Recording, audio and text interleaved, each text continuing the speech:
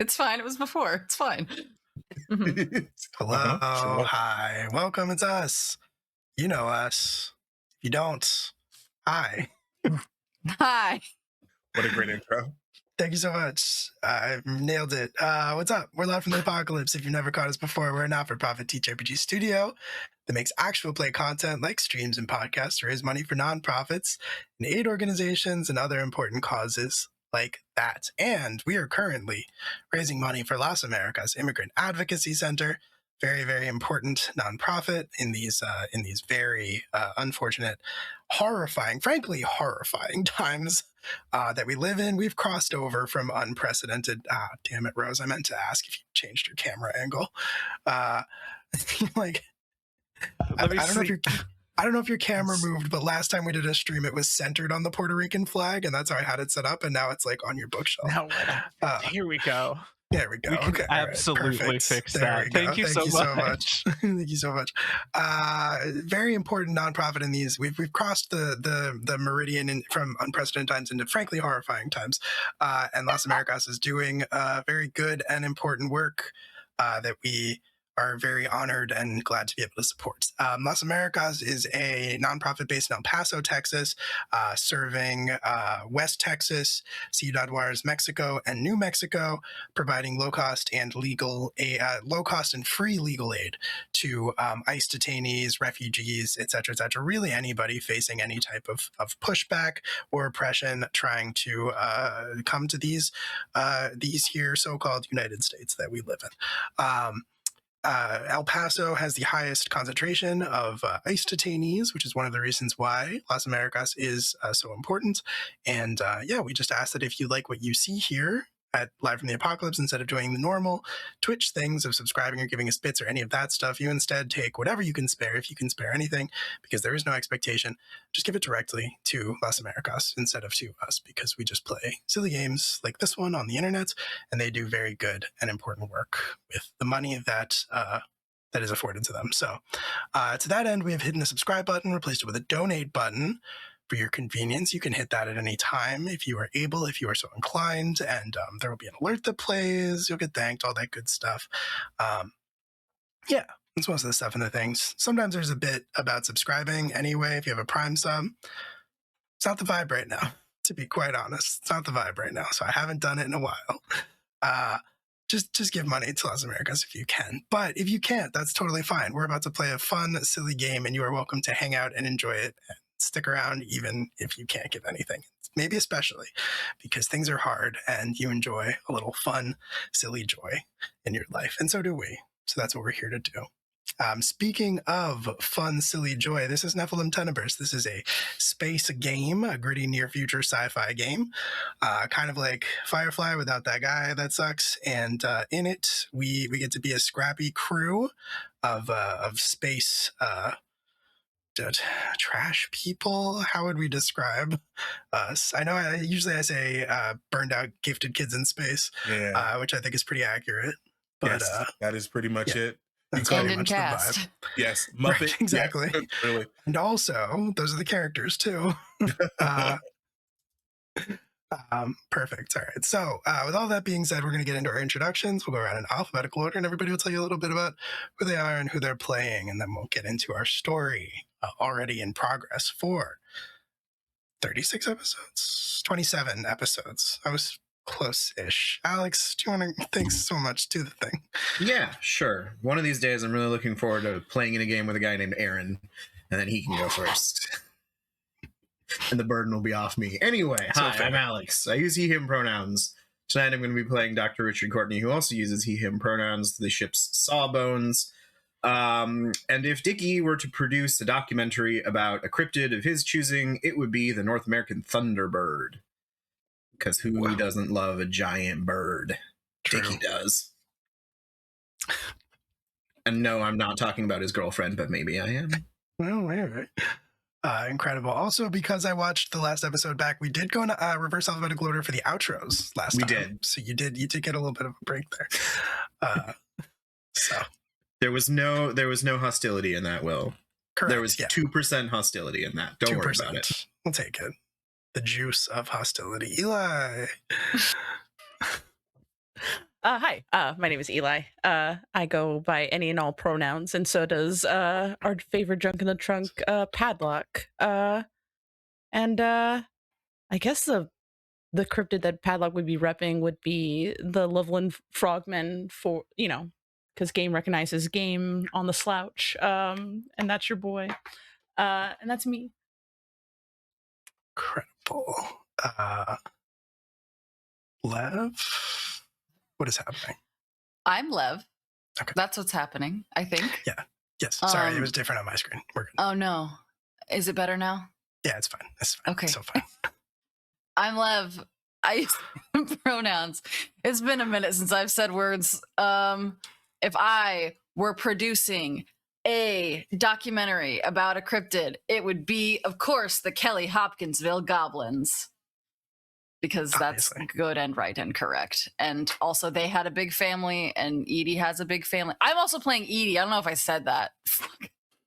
I'm playing Edie Jasper, the smoker of the family. They use any and all pronouns. Kelly Hopkinsville Goblins. I'm going to quit while I'm behind. Kelly Hopkinsville Goblins is such a mouthful. I say it more than the average person does, so I should be able to say it well. Tried to throw you a lifeline there. You threw it back. Cute. I don't need this.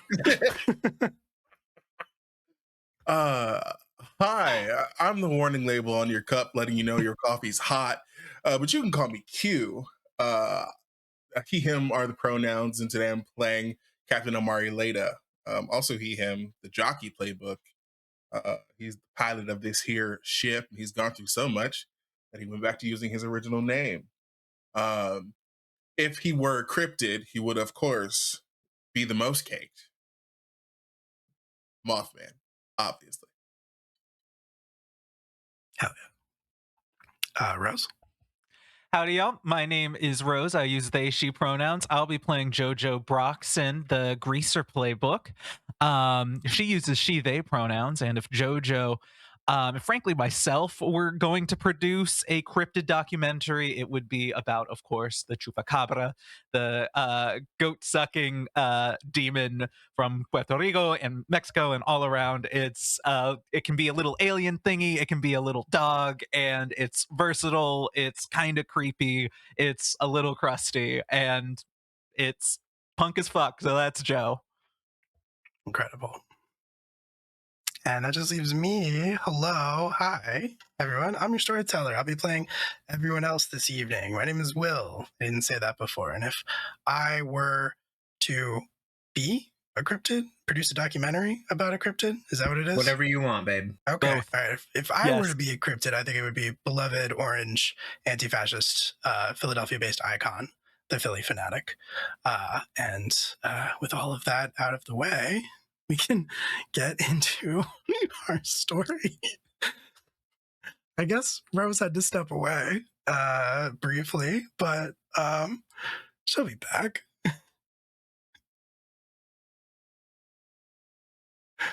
Hey Rose, we lost you for a second there. Yeah, dog, I'll be real, I almost left stream. This close, I was like, this was quicker to come back on. I'll do a lot for a bit. Oh, you hurt me. Oh, you hurt me. You disrespect me. It's my job. I'm sorry that I disrespected your culture live on air. I love my country, Philadelphia. Well, before we dive in, let's all manifest our shared mantra. Fuck ICE, free Palestine, go birds. Fuck ICE, free Fuck Palestine. ICE, free Go Palestine. birds. Go birds. There we go. Fuck ICE, free Palestine, go birds. Fuck ICE, free Palestine, go birds. Can we get a fuck ICE, free Palestine, go birds in the chat? At least one, ideally more. Yeah, speaking of hating fascism and oppression in all its forms, you all are on Mars. You've been on Mars for a hot minute. When we left off last time, you spent a little bit of time, a full session, basically having some downtime. About a week had transpired since the previous session, and during that time, you got to spend basically moving around Independence and doing whatever it is that your characters would want to do. Kind of an unofficial series of downtime actions. I run a little Girl by Moonlight. Sure, why do you ask? And with those being played out, Omari had the chance to spend some time with the boyfriend. Jojo was able to meet Rio, a fellow Takama Goharan, who had helped you work on the Tenebris and repair it. Edie had the chance to, I believe it was visit family. Your family visited you. Your family visited you. And we hung out with Ellie. And you hung out with Ellie, and it was not disconcerting at all. No. Padlock had a really wonderful heart-to-heart with everyone's favorite malpracticing doctor, and I think got a lot out of that conversation. And Dickie, what did you do? Just had a great chat with my giant girlfriend. I don't know. That's right. Yeah. That's right. You did get to spend some time with your giant girlfriend. Unfortunately, nothing else. Oh, she tried to poach you. That's what it was. Yes. Don't play with me, ho. Try again. No, nothing else happened. Okay. It was just that. Okay. Yeah, I'm pretty sure it was just that. All right. I don't remember anything else. Cool. I didn't do anything else. Just an innocent baby bird. These were the events of last time. I'm going to ask real quick, because it's been a little since we played this. Does anybody have anything on their character's docket? Does anybody have anything that they have been meaning to attend to? Yes, Q. There was something that I was required to do in order to borrow my brother's ship. So at some point, I've got to make a call home. Yeah. Mm-hmm. Yeah, that is a promise that you made.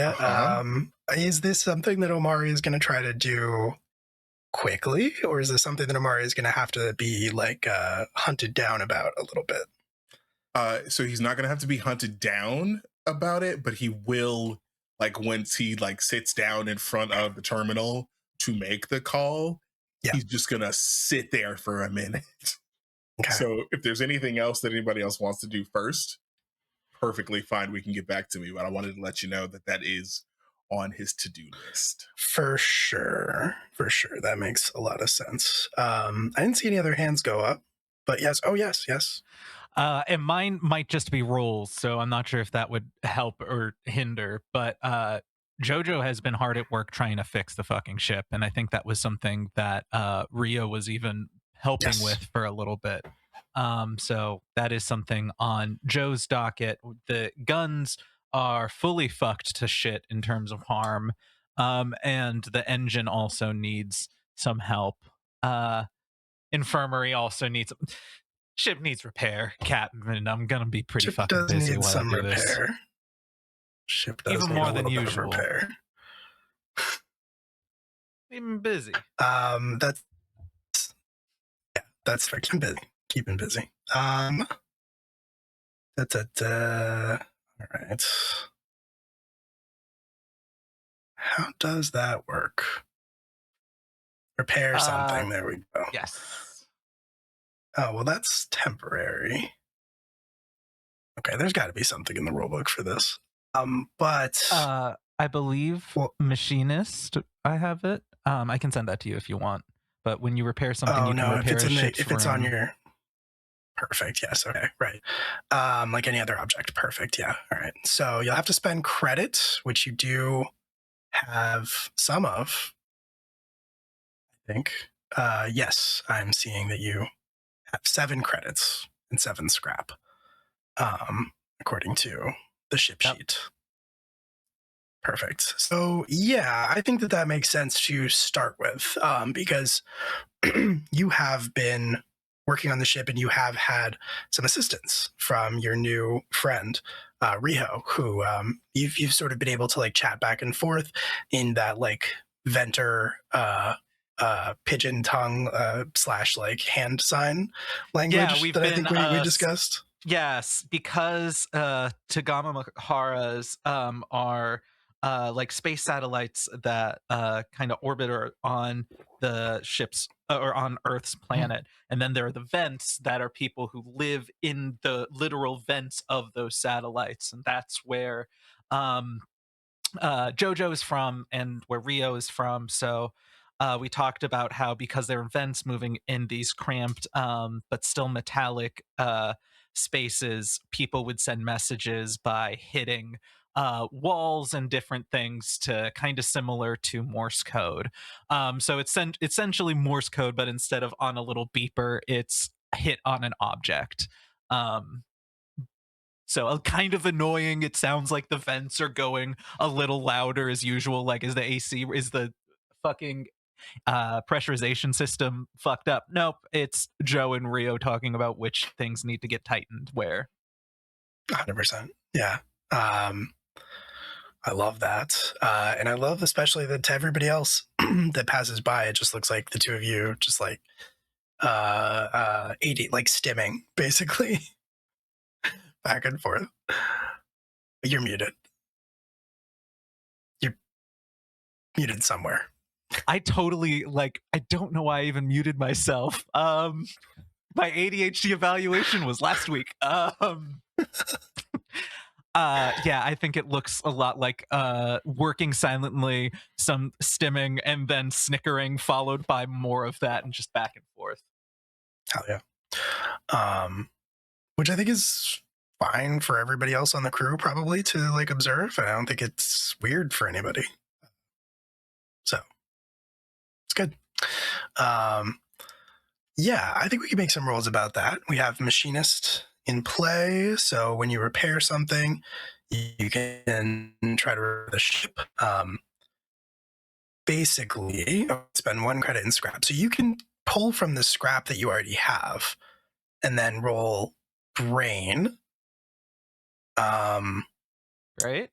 You fully repair the infirmary, the engineering. Yeah, it's gonna take a minute. I'm gonna start with the infirmary and then the engine room. Okay. But I'll roll the 2d. It's 2d6, and then my brains is 3 because she's a gremlin genius. 1 + 4 is 5, but +3 is 8. So I think it's like semi-success. It's a mixed success, but that's not the case. So when you repair something, you get it working, but I'll impose one of the following. It'll hold for now, but it will break again soon, or it'll take resources you don't want to spend. And I think in this case, well, no, actually, sorry, this is different rules. On a 7 to 9, you repair 1 point of harm. Yeah, okay. So basically, you do repair 1 point of harm, but the scrap is spent. If you'd gotten a 10+, you could have gotten the scrap back. Yeah, that's fine. Yes, I will do that. And I will also say that because Rio is helping you, you can do 2 points instead of, you can deal 2 points of harm instead of just 1. Ooh, I think it would be kind of a fun scene if, because Rio and Joe are working, like Joe is working in the medical bay because that's the one that is the primary focus, but that means Rio is fixing the engine room. So we're communicating via the vents and stuff. So if anyone goes to visit or maybe sees come out of the engine room, it will be Rio walking out of the engine room. You're letting Rio work on the engines? I am letting Rio work on the engines. That's crazy. I don't even get to work on the engines. That is truly so crazy. Ooh. As Padlock standing outside the door saying, I don't even get to work on the engines, Edie comes up behind them. Oh, what were you saying? Oh no, I was gonna drop a bunch of pork buns at the door. Edie comes up behind Patty with their hair out of the like space buns that everyone has seen them in, and it's become like greasy, like they've been running their hands through it, and it's partially in front of their face. There's too many people with space buns in here. What do I do? I don't know. I got my own problems. Your buns are on the ground. I'll start like scooping them up. You love your buns. What happened? I know this is rare, but I need you to get it together. That's Someone's- fair. That's fair. We have no. Your buns are fine. They're your buns. These are your No. buns that were on the Look ground. at, like I turned Edie. Like, look at that. You don't even get to work on the engine. I don't get to work on the engine. Too many buns, and she gets to work on the engine. What do we do? I don't know. I got something to polish. Oh. I'll walk away. I'm gonna leave the buns with you. Oh. Start putting them on my head. Oh, shit. Poor Good. Edie. Good. We're having a normal one. Glad to see that. I think that like as you are kind of standing there, Edie, with just holding the pork buns, some of which may or may not be on your head, it sounds like, Riho is gonna kind of like take a step out, just to like get a break from the steam of the engine room, very kind of sweaty, and just sort of like takes a deep breath, and says, and turns around and says, oh, gosh, it's really hot in there. Oh, those pork buns? Yeah, they're padlocks. Would padlock? Okay, all right. I don't, Do you want one? yeah, if you're offering, that sounds wonderful. I'll like bow a little bit and offer the one on my head. She'll reach out to take it a little uncomfortably, and thank you. I'm Riho. I'm Edie. You got nice buns. Yeah, like Edie runs. he's like, as you're like turning to run, she behind you is like, I like your hair too. Thanks. Incredible. Easy just runs to the gun safe and just starts taking things apart, putting them back together. Knock, knock, knock, knock, knock, knock, knock, knock, knock, knock. Yeah, the pipes that like run through the wall next to you, Jojo, wherever you're working, you hear like the pattern that's like, I think I scared your crewmates.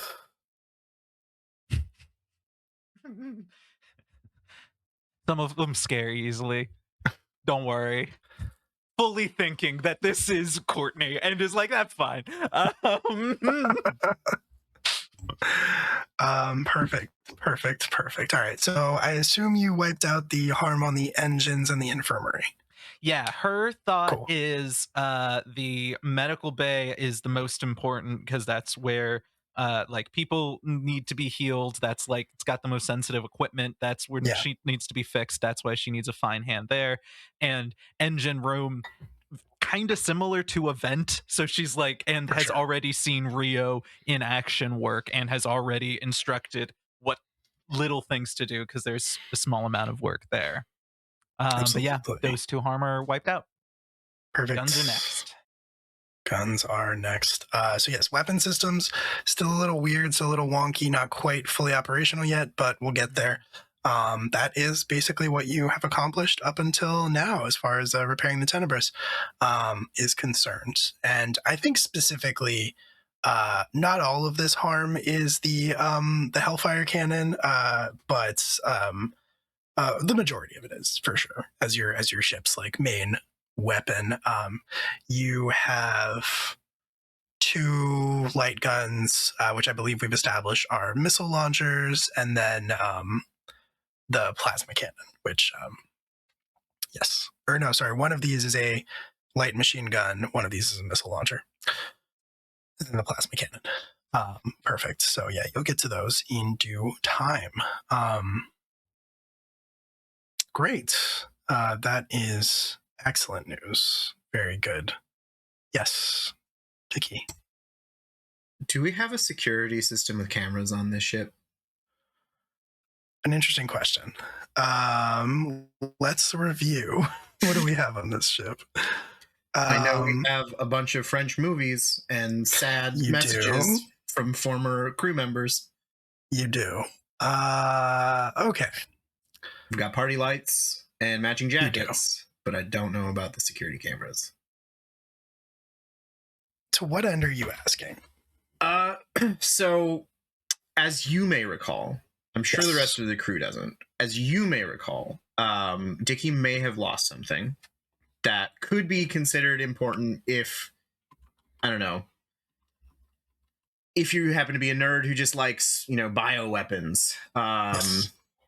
I don't see why it'd be relevant to anyone else, but Dickie is fond of his science project and does need to, he wants to know where it went. So if there were security cameras on the ship that he could nonchalantly access and maybe review, that would be great. Yeah, that makes sense. It's a harmless little science fair project, basically a paper mache volcano. Correct. Probably just misplaced it somewhere, but who knows? It has been a hectic few, days. I'm gonna ask you all, and I want your honest answer to this question. Do you think the Tenebris has a working security camera system? I feel like we have a screen that would have been for a security system, Yeah. but we've probably Yes. drawn like a sticky note on top of Correct. it of the Yeah. idea of a Correct. security system. So you know how people stick ADT stickers on their window and it doesn't have a thing Similar at all? thought. Yeah. There's absolutely cameras on the outside. About I'd like to get I the feel like impression Dickie's that the only person who doesn't know this, though, so he is Mhm. convinced that he's going to be able to go get access to this fucking footage, and then Right.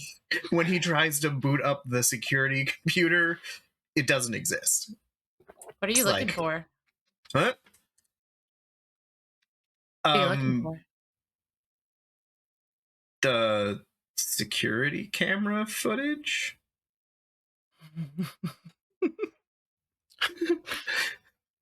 What? I just put a hand on your shoulders. It's okay. Can I ask you something? Sure. Yeah? You're dating somebody, right? Yes. How do you handle that?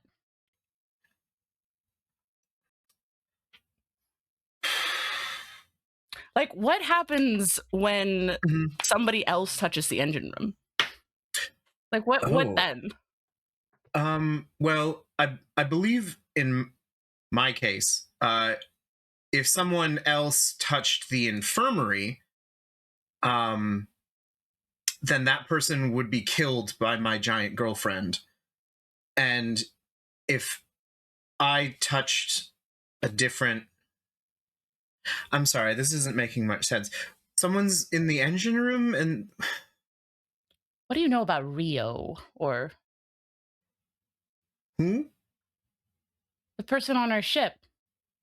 The person touching the engine room right now. Oh, is this the person who's making all the banging? Is that what that is? I think so. Yeah, the banging noises. Oh, I haven't heard any of that.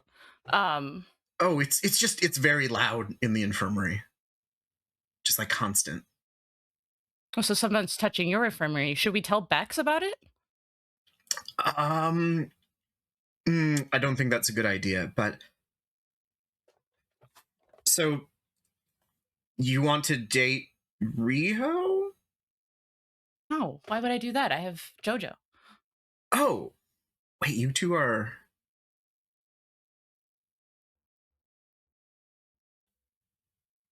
What are you talking about right now? What are you talking about right Did you now? get your head hit? No, I don't think so. Anyways, Yeah. Rio is JoJo gave Rio permission to touch the engine. Now, I don't But- get to touch the engine.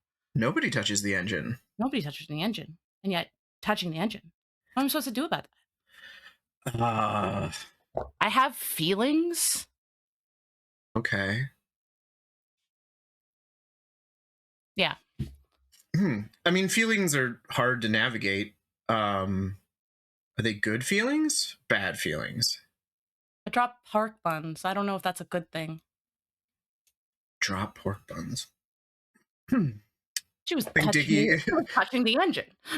Dickie has pulled up Hadlock's mental file in his head and is like amending all of this to be like, drop pork buns. This is bad, exhibiting feelings, uncertain. So Rio is touching the engines and you're not. Yes. Are you concerned because you don't want Rio to be touching the engines, or you also want to be touching the engines? Well, who doesn't want to touch the engines? The Tenebris is one of like the best engines that we have in the galaxy. You know, who wouldn't? Sure. But it's just like it's JoJo's thing, and like nobody touches the engine. Right. So if anybody who was supposed to touch the engine would probably be me, right? I don't know. Right, because of the That just dating. Well, no, because I know how to like do mechanic stuff. Oh. Does Remember I Rio hacked the know? panel? Rio knows how to do mechanic things, I assume. Otherwise, JoJo wouldn't have let them near the engine. Maybe. But then why couldn't I just do it? Have you ever asked? No. Maybe Rio did.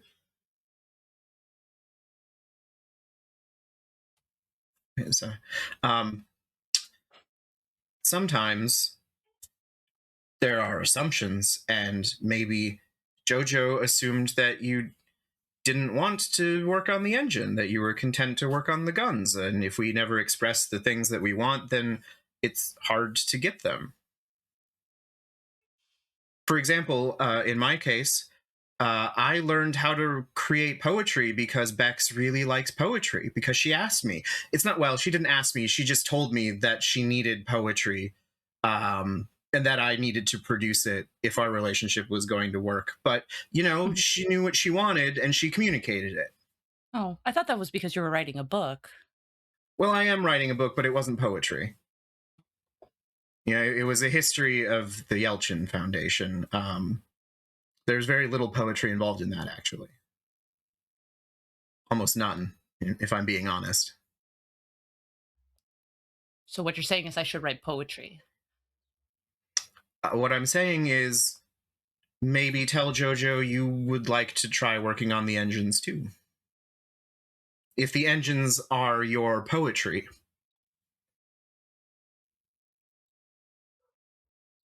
I'm gonna like dig through my pocket and then I'm gonna pull out a pork bun that was still in there. I'm gonna hand it to you. And I'm just gonna look you in the eye and say, we haven't had a security system in like a while. We like stripped that a while ago. Oh, so I don't have any way of seeing who's been in the infirmary? No, are you looking for somebody? Should we tell Bex about it? I don't think we need to, but, you know, with a stranger on board, you know, it's just, you know, better to be safe than sorry, right? If she is touching the engines, maybe she touched the infirmary too. Well, we'll have to ask JoJo about it, I guess. What did we turn the security system into? No. Okay. Maybe we I should have to see go. about getting one. Maybe. Anyways, I gotta go polish something. I'll see you later. Okay. Dickie will take a bite of the pork bun, wondering what the hell that conversation just was in terms of security systems being scrapped. And Surprisingly, Poetry. still warm. It tastes a little like floor, but I mean, everything in the Tenebris tastes a little bit like floor, so not wrong. It's part of the charm. It's part of the Part of the charm. charm. Yeah. You know, when you eat anything off of the Tenebris, you kind of miss that floor taste after a while. Mm-hmm. almost getting used to it after 5 years. Incredible. All right, yeah. So, Dickie, unfortunately, there is no security system that you can use. Although, small correction, I don't believe what you're missing was taken from the infirmary. I believe it was taken from your private quarters. Oh, that's right. Yes. That's right. It was my private So- quarters. Even better. A security system still could have helped with that, but Okay. Okay. Dickie's gonna just frown and think about that for a while and really wish we had a security system. He's gonna bring it up in the next Tenebris meeting. Add it to the minutes. yeah, I mean, yes, the minutes that everybody abides by and pays attention to it is definitely not just Dickie every time that there's a crew meeting. No. There's they're an email chain that it's like summarized every meeting for the past 5 years and guaranteed no one has opened that email. Incredible. You have 250 unread messages in this chain. Cool. All right. Well, yeah, Dickie, the only information that you really have at this point is that Rio has been aboard, the security system doesn't exist. A little bit of a dead end, it sounds like.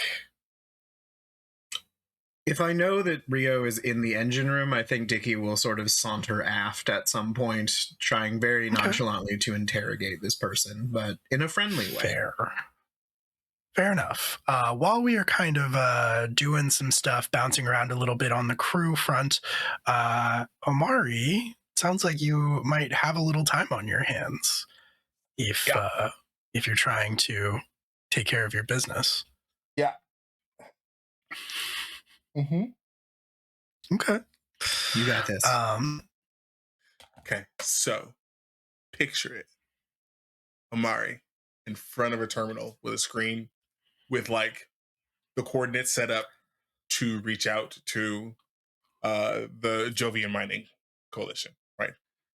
To his people, his family, his home. He is seated right in front of it.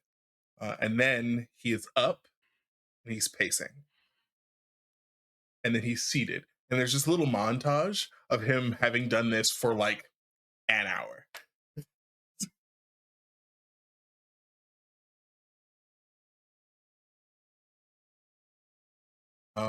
He's probably had to hit the button. It was like, "Are you still there?" Just to keep it going. 100% yes. Yeah.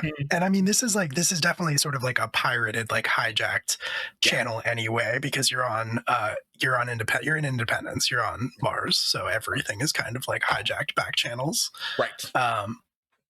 So it's shaky and unreliable in the best of circumstances. But yeah. Mm-hmm.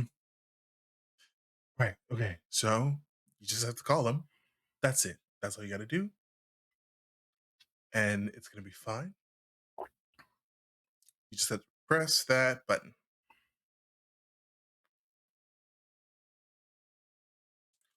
We're going to see how long it takes.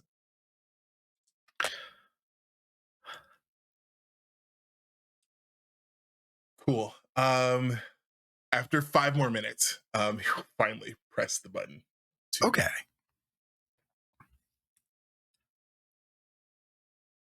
During those 5 minutes, I think it could be fun. Oh boy. Well, I mean, like, is anything like taking place here? Like, is there any like liquid courage on Omari's part? Is there anything like that? I hadn't considered it, so Now that you've mentioned it, probably. Okay. I think for fun, Omari been sitting there, glass in hand, debating back and forth about, hitting the button, not hitting the button, hand hovering over it, pulling your hand back at the last second. Time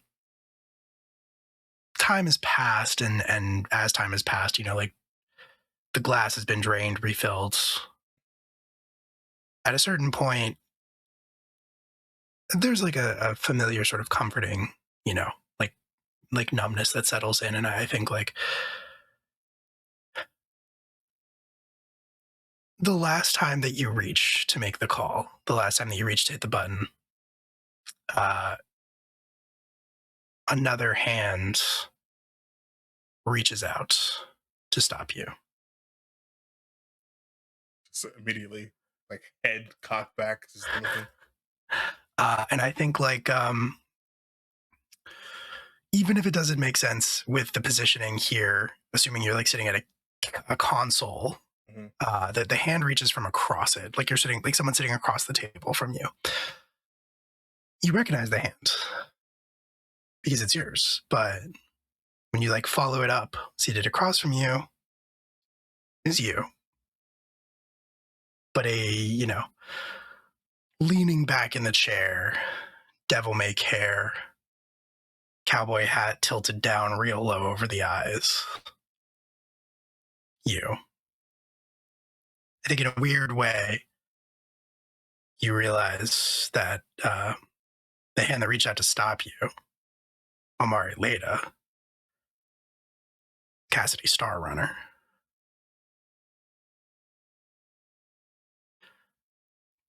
Don't you think you've had enough?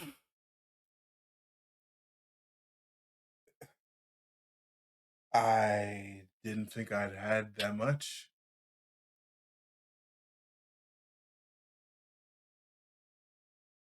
Oh no. Maybe not.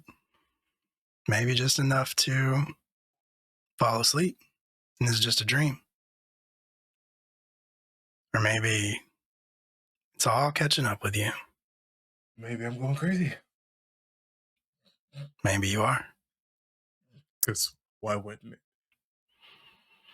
Now, why on earth would you think that you might be going crazy? I mean, everybody invents new versions of themselves, new personas with different names. Yeah, but not many of them talk to those personas, is the thing. Don't roll your eyes at me. Maybe you just missed me. It was easier, wasn't it? Being me. Yeah, but we were miserable. Wow. Oh. Miserable's a matter of perspective. Yes, we hit it well. We were miserable. Was I miserable? Yes. I think you were miserable. Cassidy Star Runner wasn't miserable. Cassidy Star Runner didn't care about anything or anybody. Certainly didn't have to deal with things like calling home, considering other people's feelings. Cassidy Star Runner was about as full as a pinpricked egg.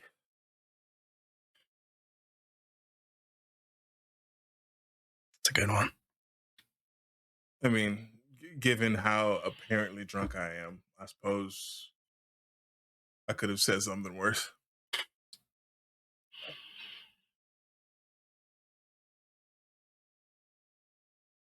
Thank you.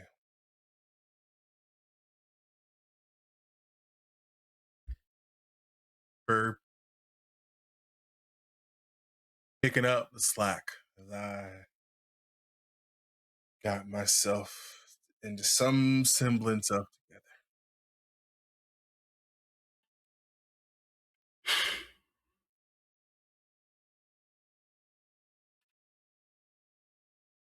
I can't go back. No more Because run.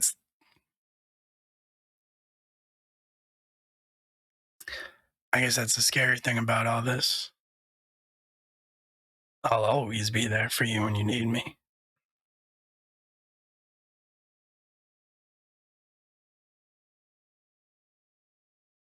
Yeah.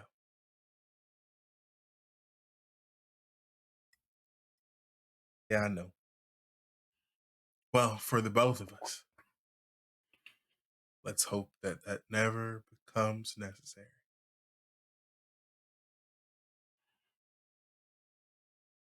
So, you gonna call?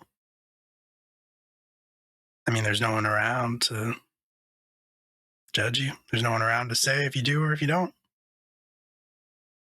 You could walk away, forget about it. I mean, maybe Mal would ask you a question, but you could play it off. You're busy. Things are happening. There's a war about to take place. You don't have time. Maybe later, maybe afterwards.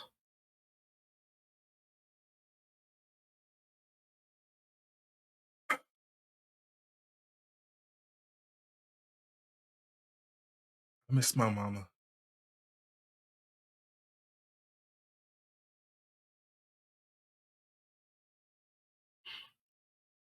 All right. He leans back, tilts the hat up just enough that like you can see his eyes.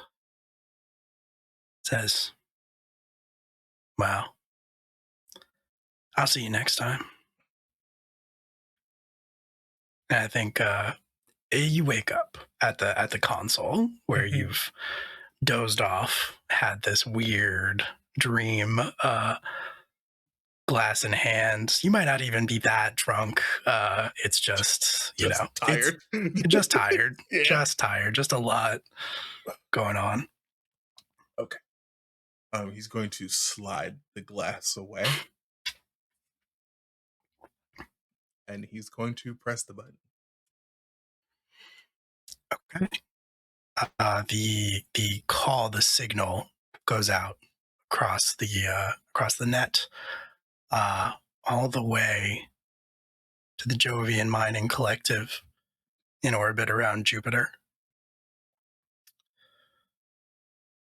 Were you trying to contact anyone in particular in your family?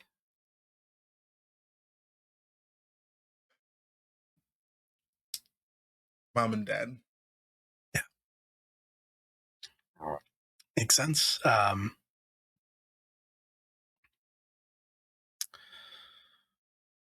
think that after a few moments of the signal broadcasting, again, kind of shaky, wavering, you're not entirely sure if it's going to go through because A, that's a long distance, and B, the connections here on Independence are never the most stable. However, after a little while of that signal flickering in and out, this very pixelated, very weak image appears on your screen. Hard for you to make any details, but even sort of garbled and like with a lot of like ghost noise. You still hear the voice of your mother, Evangeline, Leda. She says, "Yeah, who is this?"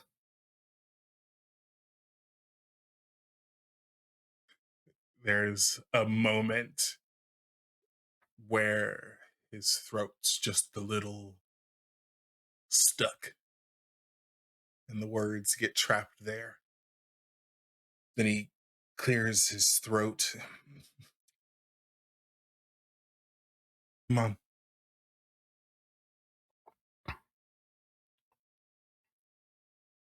The picture clarifies just enough. The pixels sort of come into line. The signal strengthens just a little bit, favorable, like conditions of the signal being broadcast instantaneously across the solar system. And you get a better look at your mom, older than the last time you saw her or spoke to her. She presumably gets a clearer look at you as well, although it looks like at first she doesn't recognize you. You see like her eyes narrow as she leans forward closer to the screen and then go wide. And she sort of like puts a hand to her chest and says disbelievingly, Omari? Mama. Sorry. Took so long to call. What happened to you? Where are you? What? We thought you were dead. Yeah. It's a long story.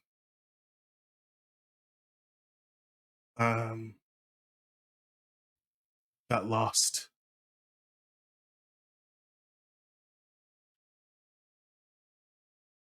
Had to be out in the stars. Couldn't come home.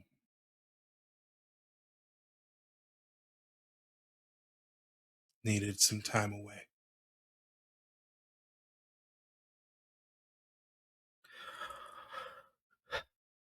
The signal is once again fluctuating. Her image is coming into focus and then like turning back into just the pixels and back in pixels, etc., etc.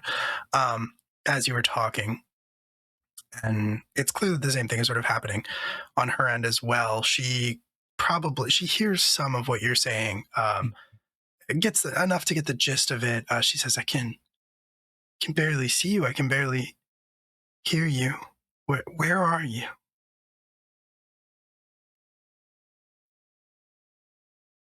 I'm on Mars.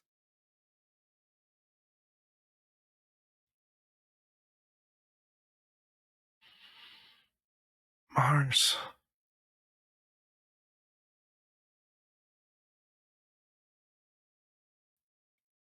Omari, Yeah. you gotta come home.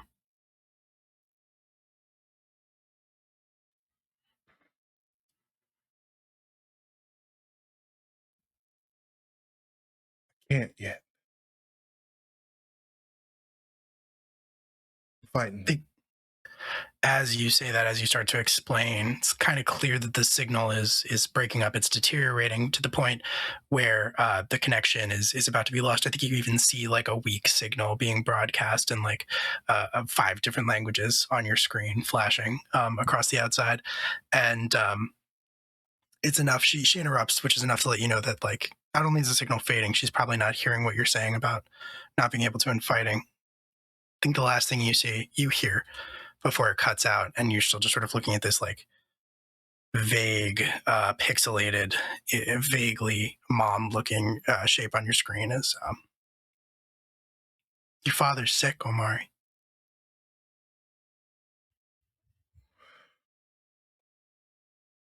We don't know how long.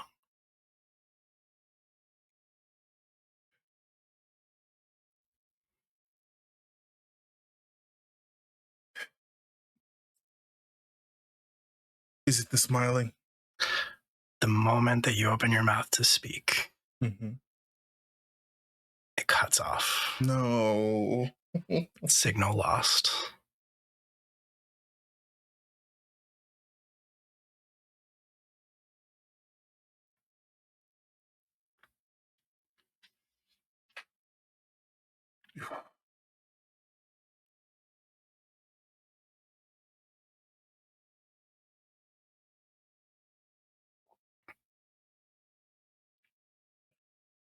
Hey, Jojo.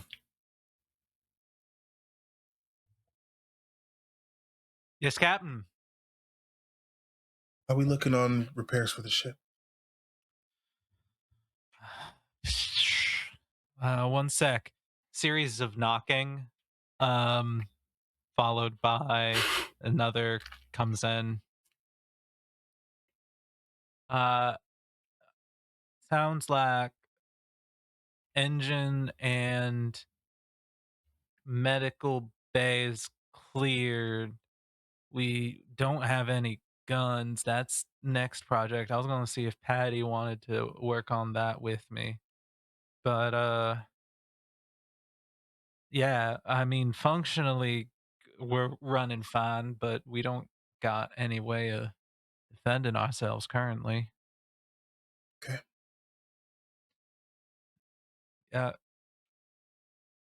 Take a look. See how long you need to get that done. How quickly you can get it done, please. Yeah, I'll work on that right away, Captain. You all right? She wants to say you sound sadder than usual, but is holding back because he sounds sadder than usual. Yeah, I'm fine. Just let me know how long. My ass is like, what's the pierce the mask roll on this? I mean, there is a roll that you can make if you want to. I believe it's there is something. Get a here. read I think is the Yes, thing. get a read. Yeah, you can What's do that it with? if you want to. That's I'd with like- gut. That's with gut. I have a 1 in that, but I think Okay. this is more. I think this is because she has such a long experience with Amari, more her looking internally as a gut check than like trying to be like the captain is being suspicious. That's a 3 and a 3 for a 6 plus 1 is a 7. Okay. You can hold 1, so you can spend it to ask one of the following questions, which I answer truthfully. What's hidden, obscured, or unclear? How can I exploit a weakness, vulnerability, or opportunity? What's the largest uncounted threat, variable, or danger? What's the best way I could blank? What's hidden, obscured here? Can I answer it? Yeah, please. Hell yeah. Hell yeah. There is a weariness and a fear in his voice that only comes from from worrying about family.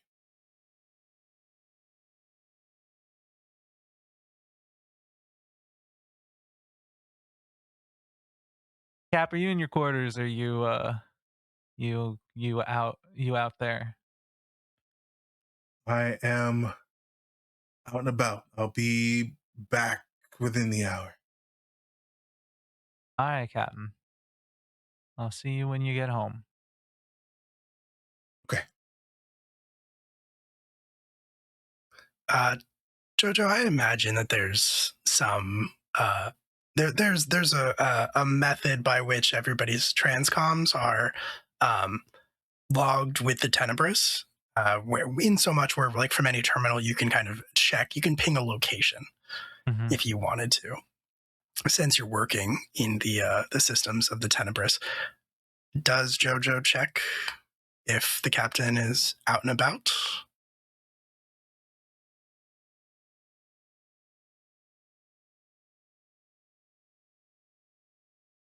No. Okay. I think she fully trusts that even if he is in his cabin, that he has reason for wanting to stay there. Okay. Perfect. I think that's totally fair. It makes a lot of sense. You did mention that you were going to check with Padlock to see if they wanted to fix the guns. Is that something that you are? Yeah, no, and I think again because she has zero idea about any of these feelings because she is an idiot. that the jealousy or the things going on at all. So I think she'd ask because Rio is her low-key intern at this point. I would ping both of them to meet by the guns if they want to help. They want to help fix ship up. Use all the help we can get. Oh, Pat's probably already there. Yeah. Polishing something. That makes a lot of sense. I think we have to pause that then, because if I remember correctly, Dickie was on his way to talk to Rio. Yes. So Rio might get a little delayed. Yeah, especially because I think Dickie is starting to get paranoid. And so his reaction would be that if Rio is dangerous in any way, he wants some backup / a bodyguard. So he would be checking in with Edie and pinging their location to be like, hey, I don't mean to interrupt. And he just like gestures at what I assume is just like an entire gun locker of disassembled weapons. I don't mean to interrupt. Do you want to come to the engines with me? Why are you going to the engines? Right, I should explain. There's a new person on board. Oh, I've seen her. Okay. I just, as the ship's doctor, I want to, run a few questions by her. So, and I don't know her, so there's always the chance that, well, if we need to escort her off the ship for medical reasons, then Sure. Yeah. I can do that. I will say the last time I spoke to her, I said something about her buns, so she's uncomfortable. That's why. And I was talking about her hair. What other buns would you be talking about? One time someone told me that buns can also mean your ass. Was that the captain?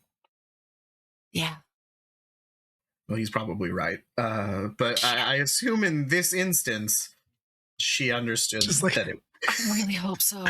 Cut away to like a drunk Omari talking to Edie and saying, well, if you think about it, we all have space buns. 2 of them. Well, most times. So,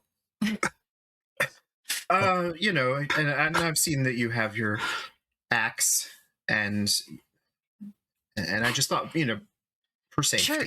Yeah. I mean, I gave Aunt Maeve that one, and I'm like in the process of making a new one because I think I've like created a better process for a new one. But I can. And they like really quickly like throw 3 guns pieces back together, and it's somehow functional. I can take this. This is fine.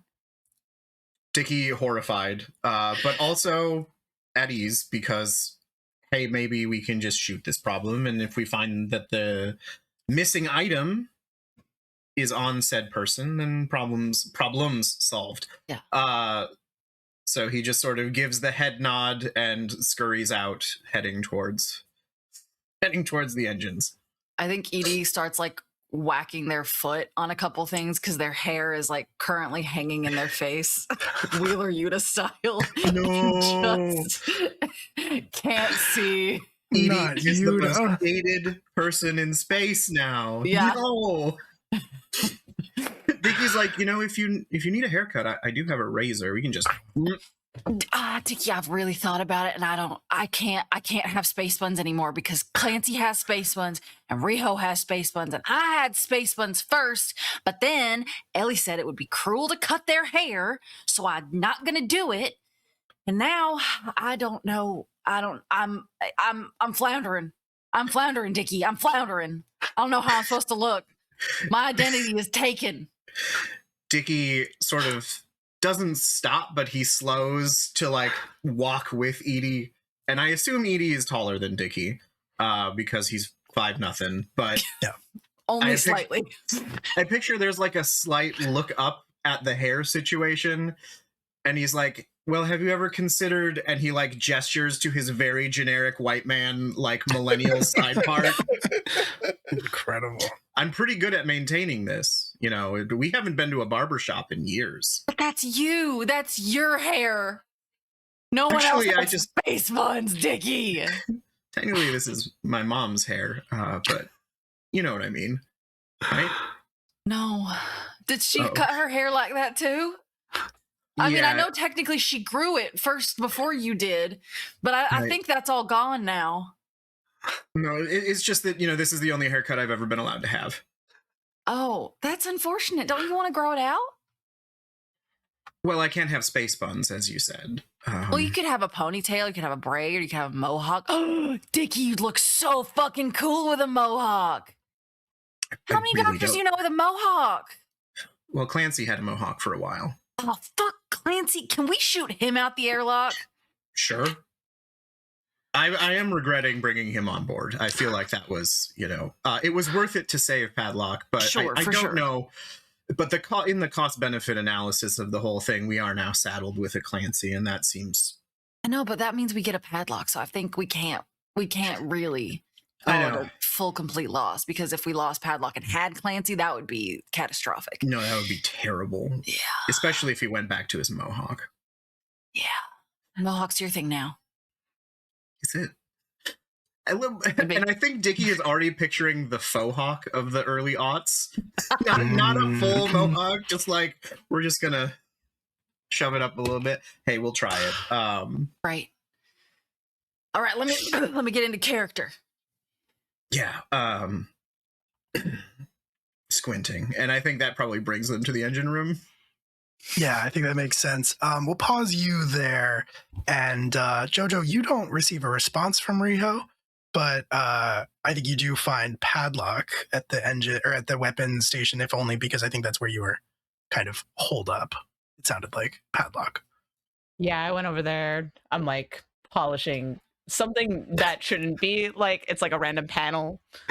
Right. Something that does not need to be polished. Just absentmindedly, just with a rag.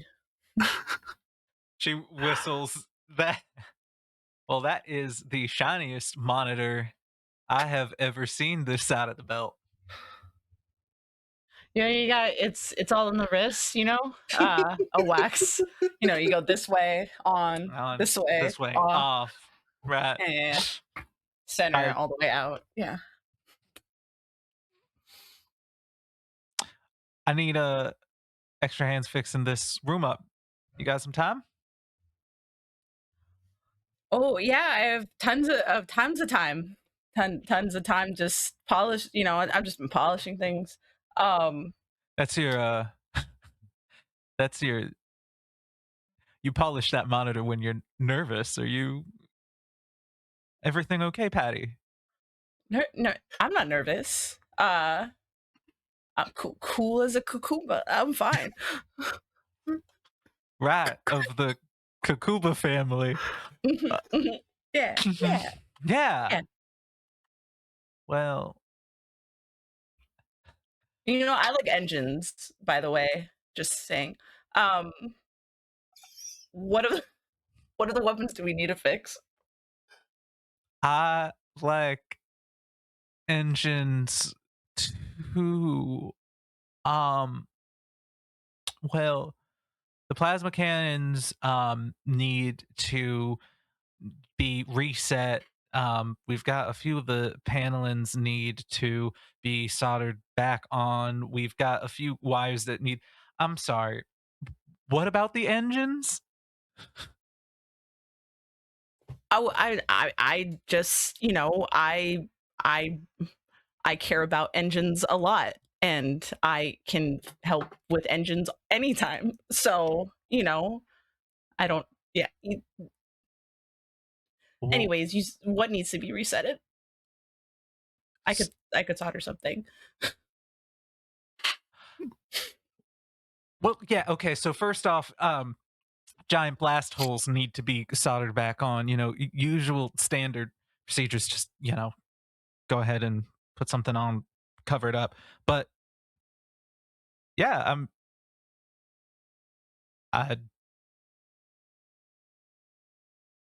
she kind of smiles because this is like someone being like, "Do you want to see my magic collection?" So she's like taking a second and it goes, Uh, yeah, it's.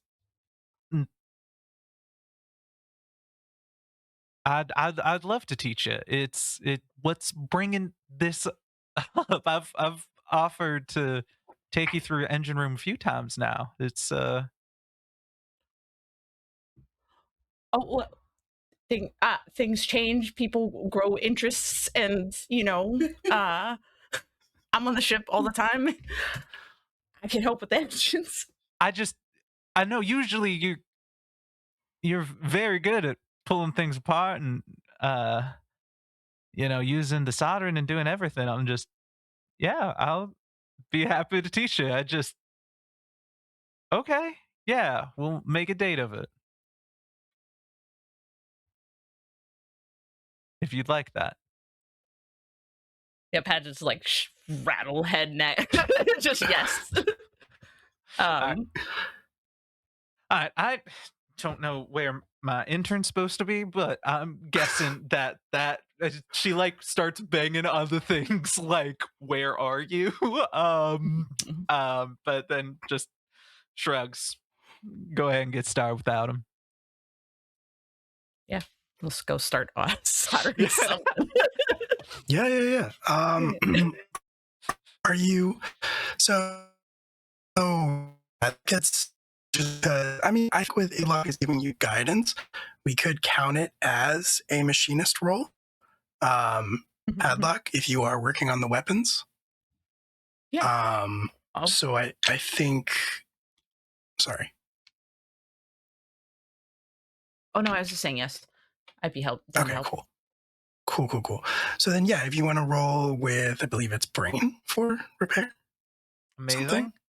Ooh, I rolled well, this would be Patty rolling it. Basically, because you're giving guidance, I think never mind Padlock that. gets access to the move.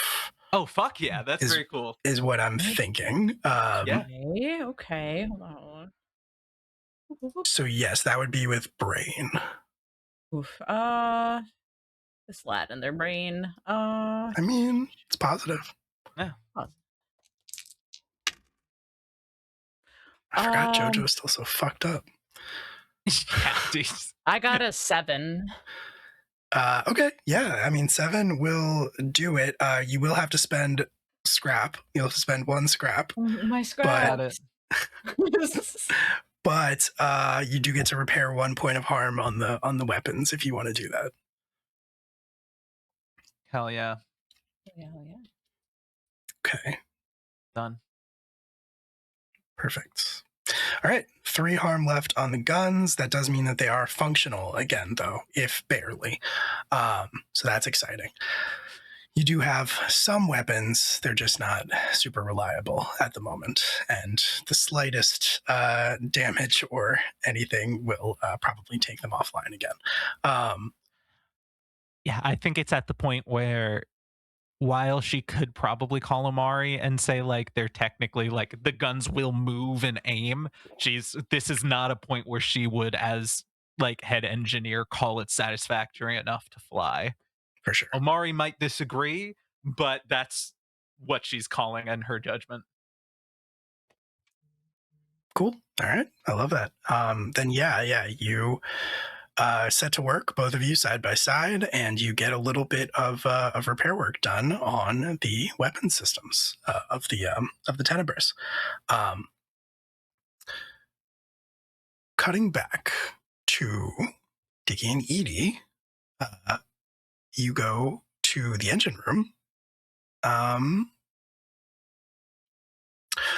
What is your plan? I think as you approach, I think you would actually see Rio kind of emerging from inside again, like a rag in hand, wiping at her brow. And I think she would see you, recognize Edie at the very least, and would say, "Oh, well, hi there. I was actually just going to find JoJo. She called for help on working on the weapons." Sure, this will just take a minute. I don't think we've met. I'm Dickie, a ship's doctor. Rio, I live here. I've just been helping out with the repairs. And that's great. It's just, when someone is on board, we like to make sure that they get a quick medical exam to make sure that everything is good. So would you mind coming to the infirmary? 5 minutes. Well, I don't really want to be examined. I just met you. Jojo will vouch for me. Jojo will tell you that I'm fine. Look, if it's a problem, I can just leave. What gave you the impression it's a problem? And Dickie will turn to Edie and be like, "Oh, there's some hostility there." Okay, all right. I'm smiling. That's Edie's smile. Such a normal smile. Normal smile. Yeah, it's just I don't really know why I would need. I'm not joining your crew. I'm just helping fix some stuff. Okay. Sure. How do you know Jojo? I mean, we met recently, but we're both venters. We're both from taco platforms. And the ship was damaged. I was interested in it. I just wanted to help work on it.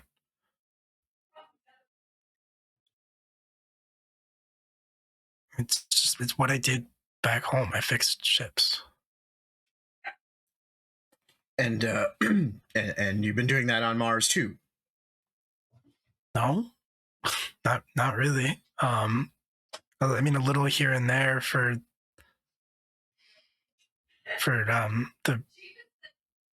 the military, I guess. Well, I mean, not the military, but whatever this is.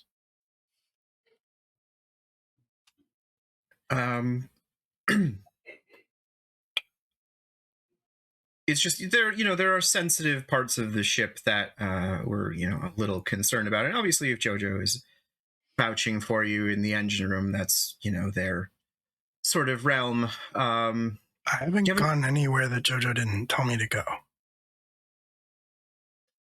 Can we get a read? What do we call that? Yeah, you could do that if you want.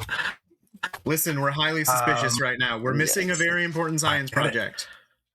It is called Get a Read, and you can roll with gut. Oh, I want to say Dickie's gut is negative. I need to Sorry. Let me pull his sheet up. Oh, it's all good. All right, well, we rolled Dickie's... a 5. Okay. Your gut is 0. So we got a 5. So you got a 5. Mark XP. Done. However, there is the possibility here for Edie to help if you wanted to. Yeah. Okay. I do want to help. So it depends on a variety of factors. What chain is there between Dickie and Edie? I have Slack 1. Okay. We just vibe, I guess. Yeah. Yeah. So Edie would be suffering the consequences for each +1 that you choose to add to this roll. However, you also add the lower of the 2 heats between you to the roll being helped. So what's your heat? Mine's at 0. Oh. Damn. That's a 0. Damn. So theoretically, you only need 2 +1s. Edie, if you want to help with this, you would suffer those consequences. And what are the potential consequences? Sorry. No, it's fine. The crew member takes 1 harm. The room you're in takes 1 harm. Something important breaks and must be repaired. The crew member heats their chain with the other. The chain between the 2 crew members tightens. I'll take a consequence. You have to take 2 consequences. That's fine. Edie's really trying to prove their worth. Exactly. All right. Totally and failing fair. at it spectacularly. Okay, so I'm what do just we want to picturing how do? Edie gets one harm from this. Just like Uh, turns really fast. Smacks you head. don't have to. You don't have to take one harm. You can heat your chain with each other.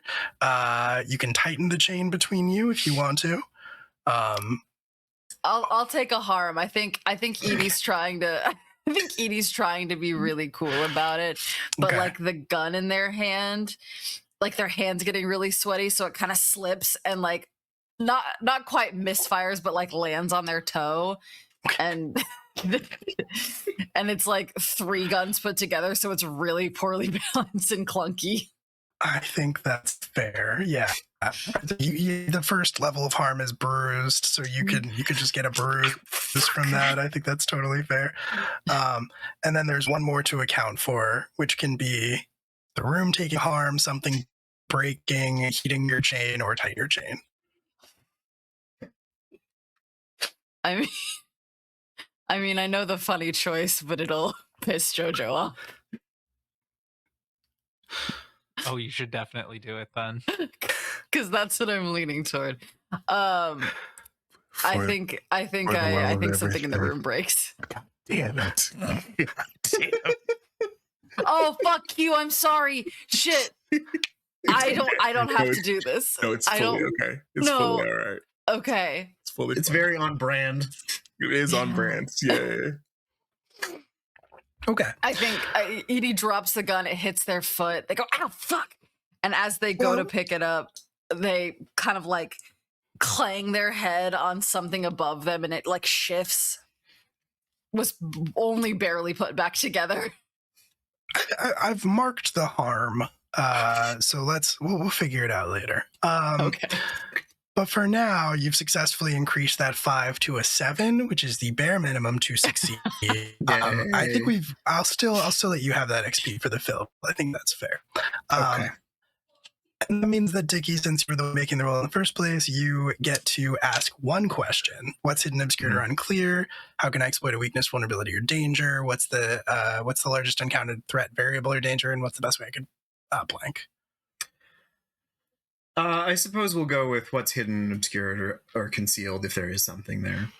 I think that's very fair. I think we're trying to get at motive for doing this.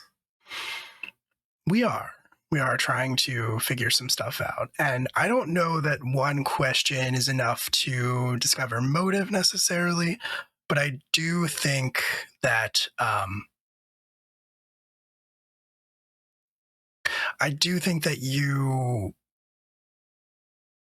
I think, Dickie, that there is something about this that you just don't believe. I think that something tells you in your gut that Rio is not being entirely honest with you.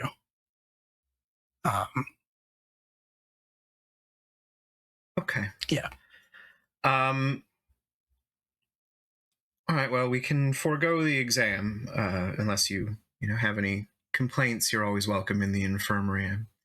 You stub your toe, and he looks down at Edie's no doubt throbbing toe. Perhaps we can escort you to the guns, and then Edie, I think I'd like to have a look at that foot and your head. Yeah, probably for the best. Lead the way. I'll keep the back. Right. Tactically sound. Yeah. And I think Dickie will walk Rio to the front where the guns are and just sort of drop them off before taking Edie to the infirmary and trying to heal that toe. Okay. All right. I think that's fun. I think that's totally fair.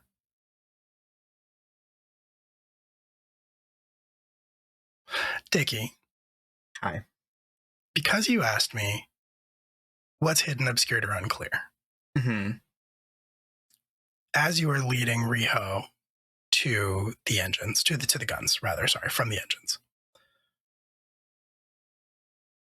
Rio told you that they hadn't been anywhere in the ship that Jojo didn't tell them to go. And yet, as you are walking, she is keeping pace with you. maybe even slightly in front of you. She seems to know exactly where she's going. This is the suspicion we had. Very good. Okay. You Not gonna observe say this. anything. Okay, Sure. I was going to say, you observe this. It's up to you if you decide to say anything or not. But I think either way, it is a good place for us to take our break for the night. Horrifying. I don't know what you're talking about. We'll be back in 10 minutes. Don't go away. Beavers. Shout out to the beaver loving ones out there. community. Big day for you. Did I miss a fun fact? What happened, Jerry? It's a fun fact that today is International Beaver Day. William. Oh, Bless yesterday him. was the ACE Awareness Day. That's an important day. Coincidence? Oh. Aces Probably. and I think beavers. not. So AB, what's tomorrow? Oh, Oh no! Oh, you know what? Yeah, never mind. Next up is O. I don't know. What do you think tomorrow is? Why don't you tell us? is Kenny Omega wrestling tomorrow? Great question. Oh shit! Oh, okay, so you guys are tuning into the Omegaverse tomorrow. Okay, here's the thing though. He had a paw print on his ass, and I know everyone says it's for his cat, but he has to know. Did He you both? has to know. Did you both see that post that I made? No. About No. my friend, I took my friend to see that New Japan show in New Jersey, and she had never watched any wrestling before whatsoever, but she loved it, and she's been like watching AEW ever since because she has HBO Max, and she was like, why not? And she started to get her friend and her girlfriend to come over and watch it with her every week, but they have no idea who anyone is, so they just give them all nicknames. Yes. And she was That's talking how to me I do about it. the show. She was talking to me about the show, and she was like, and then Omegaverse was there. That one was super easy. He has a paw print and everything. It's so true. It's on his ass. Come on. It's on his ass. Called That's correct. branding. Yeah, Lev, In you more heard ways that? than one. Ooh. Ooh. Anyway. Yeah. I'll try to look back at some of the nicknames that she told me that they've come up with. I can't think of them right now. I love them. Omegaverse There's is some good pretty ones. on point. Omegaverse is very good. I think Orange Cassidy might just be orange juice, but I don't remember. That one feels That's lazy. correct. Yeah. Oh no, sorry. He's Macklemore. Oh, that's Also They call him correct. Macklemore. I Also hate how correct. accurate that is. Yeah. Which is better. Yeah. Which is better. Yeah, there are more. We'll get into it later. Anyway, we could play Space Game now. Space Game time, not wrestle time. Incredible. Say goodnight, Finn. Oh, good night, Finn. Finn. Good night. Say good night to your We adoring love you. public. Finnegan. Alex will be back shortly. Which I guess means that we can talk more about wrestling because Alex does need to be here for what's about to happen. So let's But see. Alex also knows. Alex is the reason I like wrestling. I guess that's fair. That's fair. Well, I'm going to take this time to look them up, shall we? Shall we Yes. say? And then I'll see what I find. Just scroll past all of these questions that I answered. I'm glad that other people ask you wrestling questions because Oh, sometimes I yes, feel like a that's- shit because I send you no, and no, Alex no. Please do. so many questions. I'm, Who's literally this the bitch? Why highlight is of he my like day. this? Literally I'm the highlight of available my at all day when times. I get to talk wrestling. Great. Um, I don't like this fucker. Why is he this way? That's a lot of it.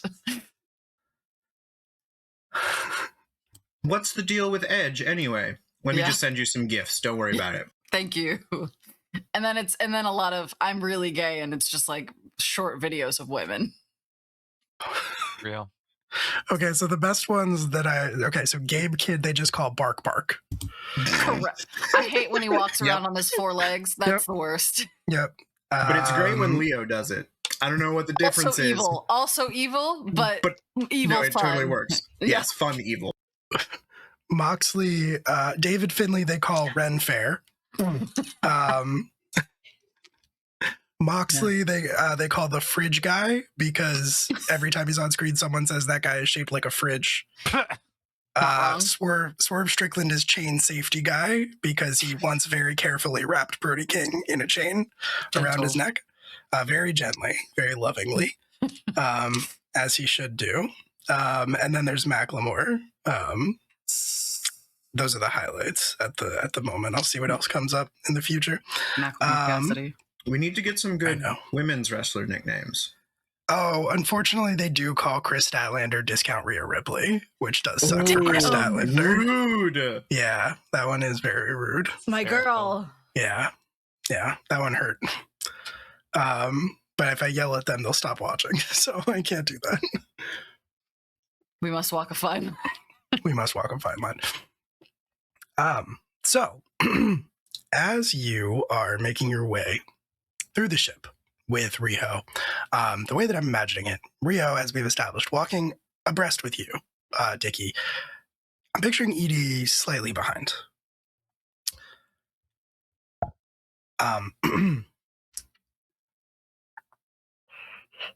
And as you make your way through, you've had this brief flash of suspicion, this brief moment of noting that Riho seems to be incredibly comfortable moving through the depths of the Tenebris. Riho seems to know exactly where she is going. And as you start to approach the armory, where JoJo and where JoJo and Padlock currently are. Yes, Eli's on the ship now. Extreme upgrade. There is a moment of confusion. You are taken off guard as something towards the back half of the ship explodes.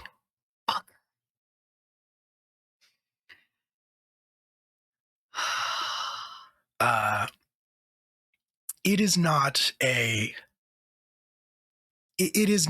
like explosion that creates like a backdraft. It is not an explosion that destroys your ship or anything like that.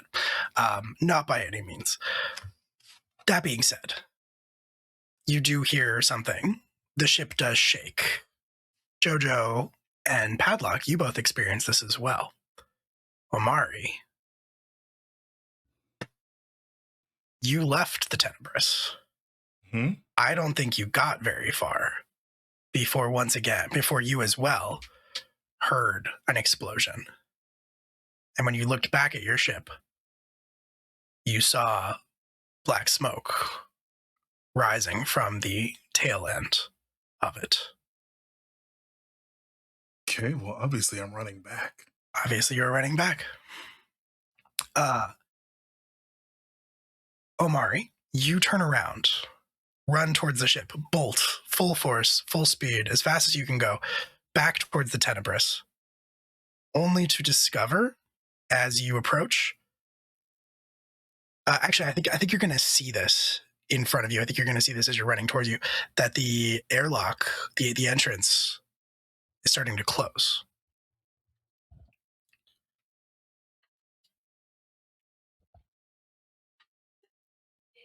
Love. No. Okay. All right.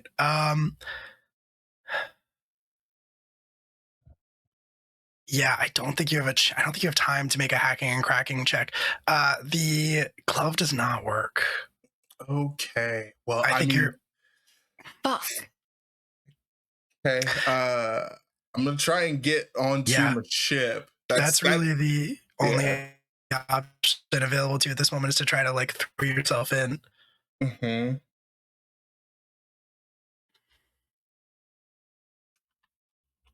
Okay. So that is going to be, it's act fast. Yeah. So it's rolling gut, yeah? Yes. Okay.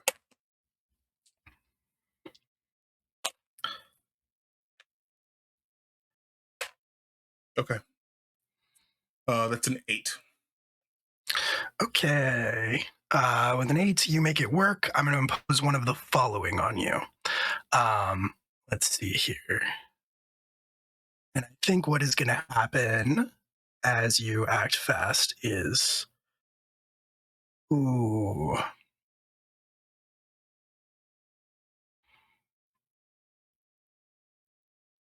I think you're going to face a tough choice, a hard bargain, or an ugly outcome. Which I think is going to be... Sorry, were you going to say something? Nope, I said okay. Okay. All right. So I think the...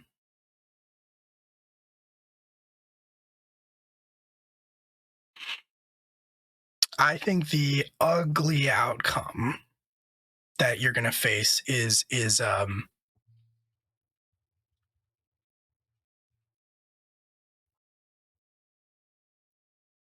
yeah, I think that the ugly outcome that you're going to face is that you get most of the way through the airlock before it shuts, before it seals.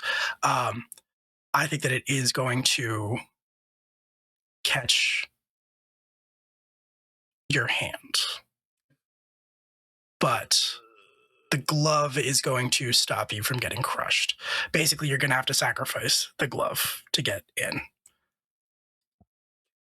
Then we're sacrificing the glove. Okay. Yeah, you get most of the way in. It catches your hand as you come through. It hurts. Your hand might be broken. You're not sure. It hurts a lot. However, you manage to pull it through, and that right before it like slams shut with its full force and seals, you hear it pressurize, and the glove gets eaten in the process. Yeah. But you are inside the ship. You are, in fact, seemingly locked in the ship. Mm-hmm. However, you did make it. Back in the hall, where Dickie and Edie and Riho are. Riho, I think, is going to look a little panicked. What was that? What happened?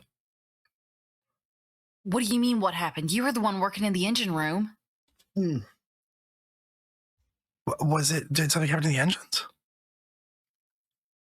I don't know. You're the fucking mechanic. I swear I didn't do anything. Look, I'm gonna swear. grab her by the back, like by the back of the shirt, and just hold on to her. Okay, you're just holding on to her. Yeah. I think she's gonna try to. She's gonna try to pull away from you. She's gonna say, "I didn't do anything. What are you doing?" Well, great. Then we can go tell JoJo that. What? Tell JoJo what? That you didn't do anything to the ship that's now fucking clattering around behind us. I think. Yeah, okay. I think. How hard are you going to hold on to her? Like, if she tries to pull away, are you going to stop her? Yeah. Okay. All right. Then I think you are going to have to roll for that. For sure. I think you're going to have to hold firm, which is with spine. Great.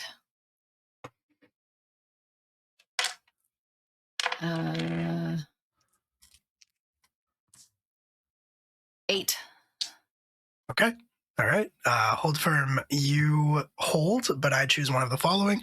You suffer harm, something using brakes and must be repaired, or you face a tough choice, a hard bargain, or an ugly outcome. Here's the tough choice that you're going to make, because as you grab onto Riho, Dickie, you hear a strange buzzing sound. It takes you a second to realize what the source of it is, but then you see them. They look like very, very small, robotic fireflies that are starting to swarm you, that are starting to buzz around you with this little sort of like glowing green light. They are not currently doing anything to you, but they are surrounding you and engulfing you. Edie, you see this. Your tough choice is you could try to help Dickie, or you can hold on to Riho.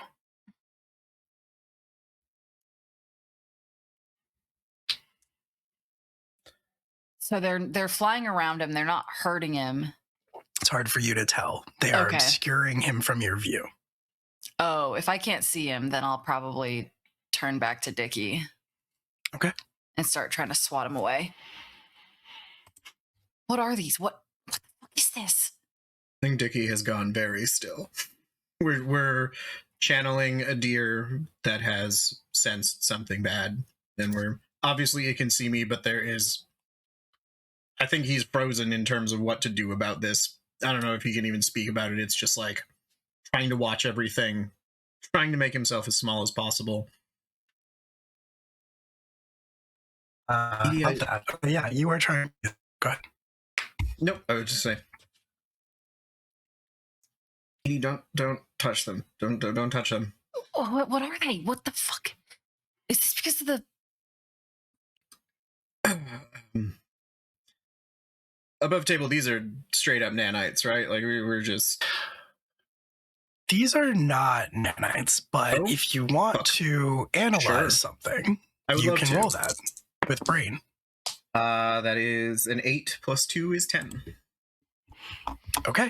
10. Yeah, you get to hold 3 to ask your questions. You can also take +1 when you're acting on them. What's something unusual or abnormal? What's a hidden feature? How much is it worth to the right person? Who touched or operated it most recently? Where did it come from? Who made it originally? Well, let's start with that Good last questions. Who made it originally? one. Yeah, or where did it come from? And then Where did it come from? if I have a third, we'll do what's hidden or obscured about it. Cotton Eye Joe. Cool. Sorry, couldn't help myself. Yes, I understood you, Q. I missed something. I missed it entirely also. That's okay. Said Cotton Eye Joe. Oh, Okay. Well, I don't want to know where the Awful. nanites that are not nanites are going to go. I'm worried Truly about terrible. that. Okay, so we're doing like who made it, where did it come from originally? We're doing what's hidden, obscured, or unclear. Yes. And did you have a third one in mind? Not at the moment. But Not at the moment. All right, cool. If you have, if that information triggers something, I'll let you know. Absolutely, I will let you know. Dickie, makes sense that this information would be coming from you because you are the one who would be most aware of this. These are categorically not nanites because legally they have been declared distinct from nanites. Of course. These are technically called micro drones. They come from one place, Takamagahara. They are used.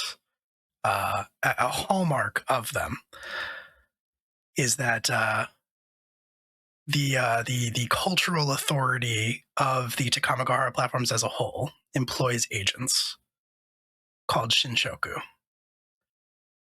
Part of the process for becoming Shinshoku is they are turned into living hives for these things.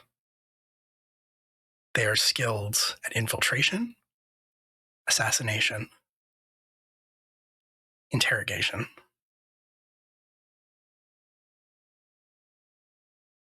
I hate it when I'm right. Yeah, I think that's collectively the answer to both of those questions.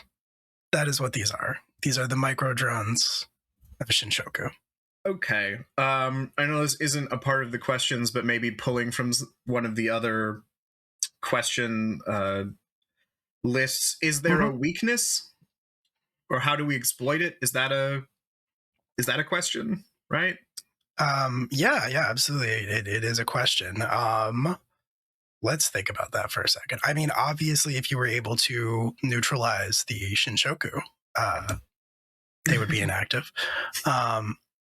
Potentially an EMP of some kind, although that would also have devastating effect on the Tenebris.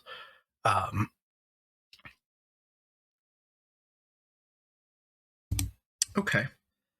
Yeah, I think as all of this is happening, Dickie has sort of pressed himself up against the wall. It's like, Edie, Do you have eyes on Rio? I'll bet you since I let her go, I don't. Oh well. It's a safe bet. Fuck. No, I lost her. I was worried about you. I appreciate that, but I think you need to find her. Is there a vet nearby, Will? There is a vent nearby. Absolutely there is. There are vents all over the Tenebris, like there are in every spaceship. That air's got to get around somehow. I do think that once she is out of your, I do think that shortly after that you have that realization that she's not there. The microdrones will actually disperse from where they were surrounding Dickie. Beep boop beep boop boop. Captain, Captain. Go, go. Am I getting that? You are getting that. Quick question that I didn't think to ask before. What hand did you wear the glove on?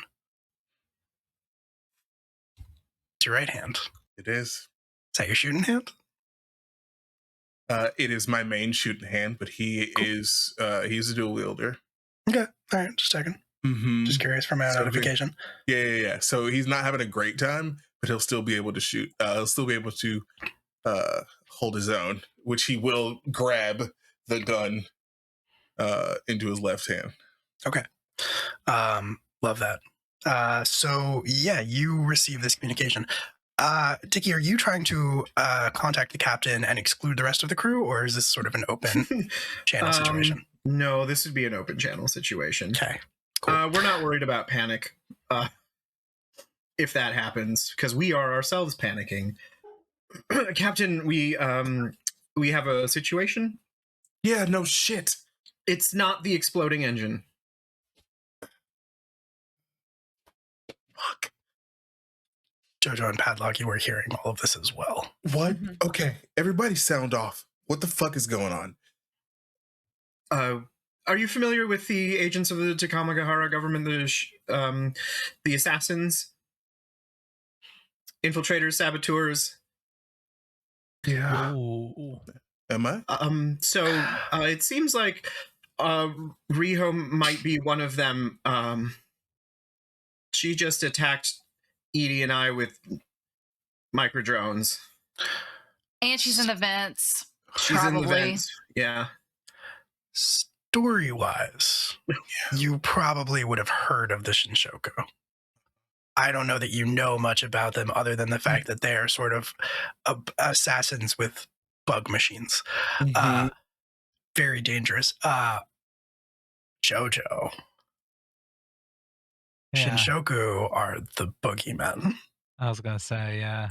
When anyone in the vents got a little too open about talking about, the injustices of the Takamagahara system, of the did anything to quote unquote question the cultural significance, the cultural path of Takamagahara and everything that it stood for. Shinshoku were the ones that made them disappear. Sometimes they would come back. Sometimes they wouldn't. They were never the same.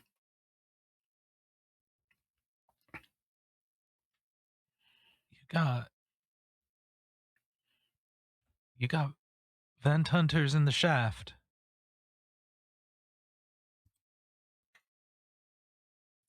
Yes.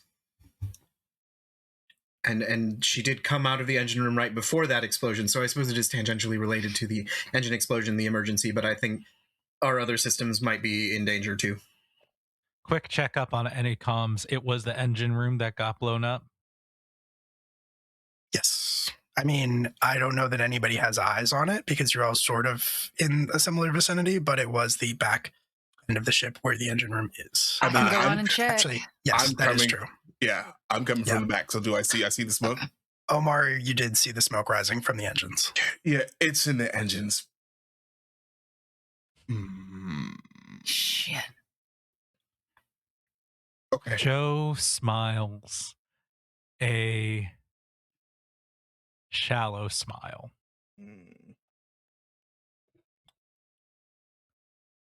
It's one of.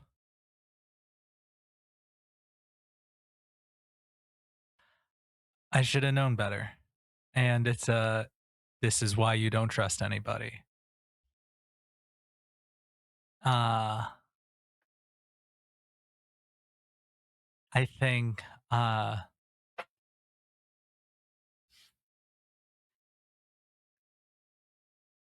think she's honestly a little shell shocked. This is both a betrayal from the sense of this is the first person from Tagamahara that she's seen in years since she even left the vents, and to finally find that connection and then to have it so not just taken away but changed into the worst version of what it could be. I think part of her just breaks there. I think she is tapping. It's the signal for a hunter in Morse code, but with the signal for a question mark at the end. She doesn't even know she's doing it. In this one, it even looks like a tick. But it's those 4 beats for a hunter followed by a question. Okay. If they went in vents, where would they go? That entirely. Sorry, what was that, Eli? I didn't hear what you said. Oh, I said if they're in the vents, where would they go? I'm trying to get Jojo to focus. Depends on what their goal is. If it's sabotage and destruction, if you've destroyed the engine rooms, you would then go to the helm. If it is targeted assassination, then you'd probably go to your target. If it is escape, then this would be an excellent opportunity to leave. I don't know if the engine room is crippled and if that was the goal. I don't know if Rio is trying to kill somebody, if that is their actual fucking name. She is digging into any soft part of the chair at this point, just fully trying not to freak out. Yeah, I think.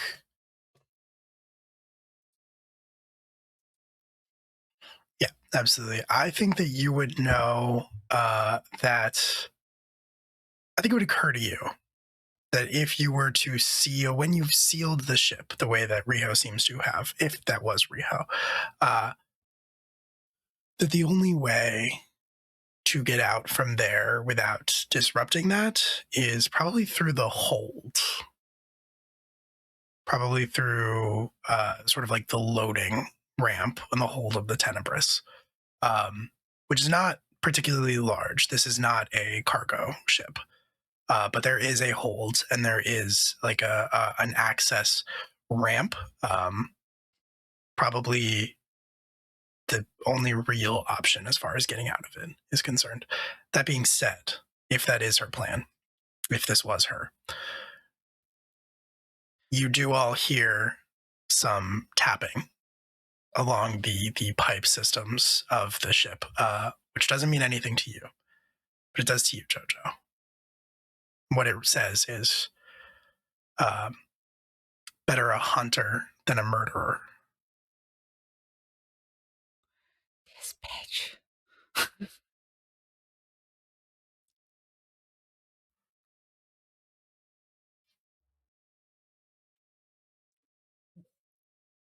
What Murder the fuck is that question. tapping? The tapping changes to murder question. She relays the information, and I think on top of that, she is trying to map out, this is Venter v Venter kind of thing. So I would love to, maybe even if it's a roll, a brains check to try and like map out where the vents are, and also as we're tapping and communicating, try to triangulate where she's gonna pop up most likely. That's fair. Let's see here. One part I don't know communication and that get would strictly be.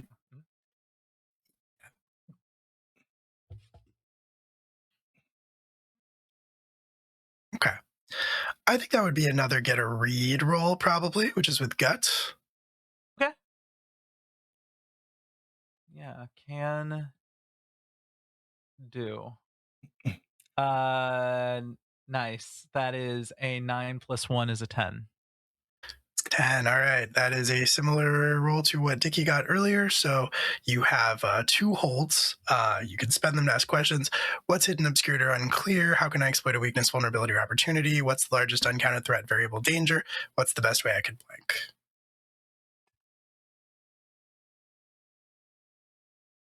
And if you want to look at them, those are in the basic moves channel. Yeah, what is the best way I can capture Rio? Probably to cut her off at the exit. Sooner or later, she's either going to have to come after you or try to get out of the ship. And the only option, since the airlock is sealed, would probably be the access ramp from the cargo hold.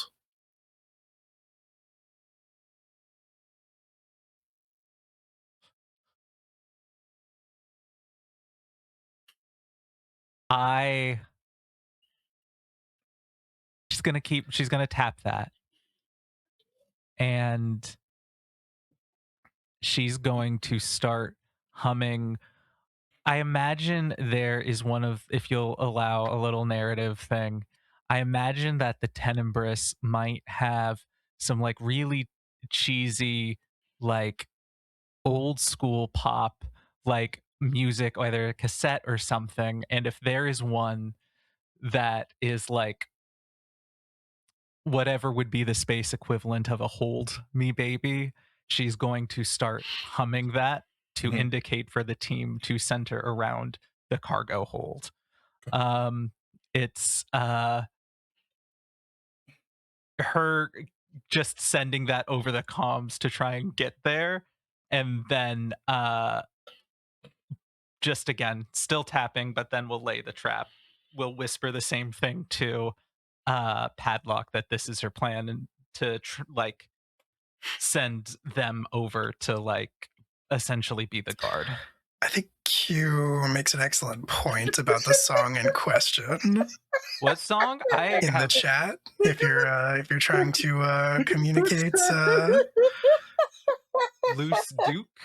Please. No, in the Twitch chat. In the Twitch chat. I got a whole where yeah. oh, okay, there's too many. We got a lot of chats.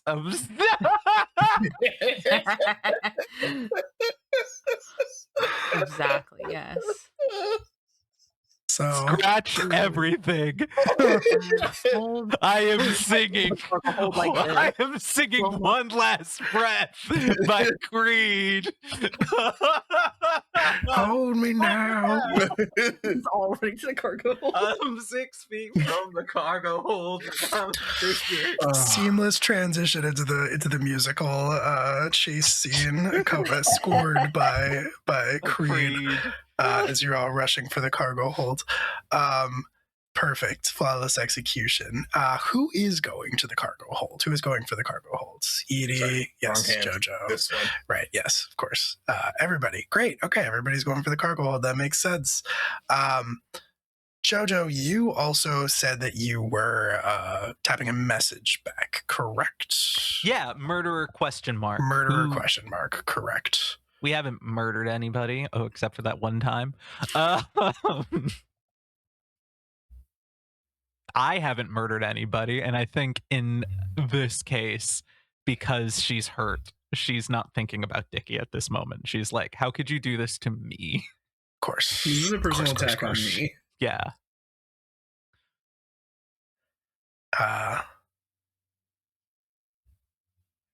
Okay. I think that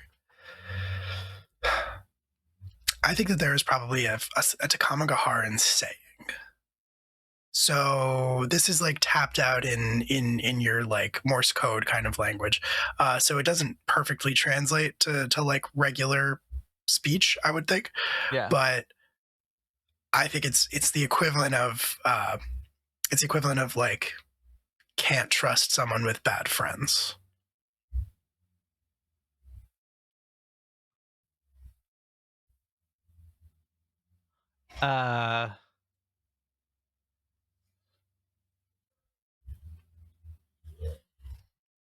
Cool.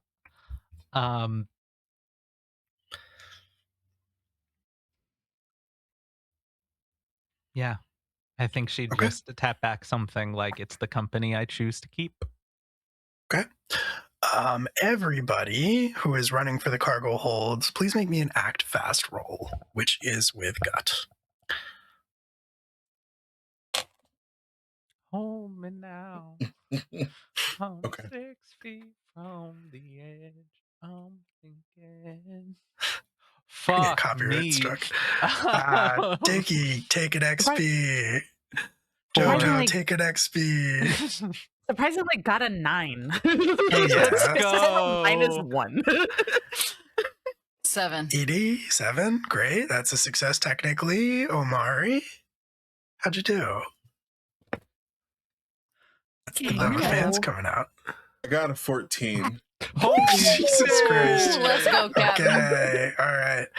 Also, Dickie, if my count is correct, that means you level, right? Yeah, Hey, nice. So that's exciting. I'm up in my brains. So Jojo and I are as smart as each other. Hell yeah. Geniuses. Geniuses at work. Perfect. Okay, great. So who makes it? Everybody except Jojo and Dickie. You are, which makes sense. You're distracted, Dickie. I think you maybe trip. I mean, it's up to you what happens. Could I put forward that he needs to go to the infirmary first to grab Yes. a certain concealed weapon that he has?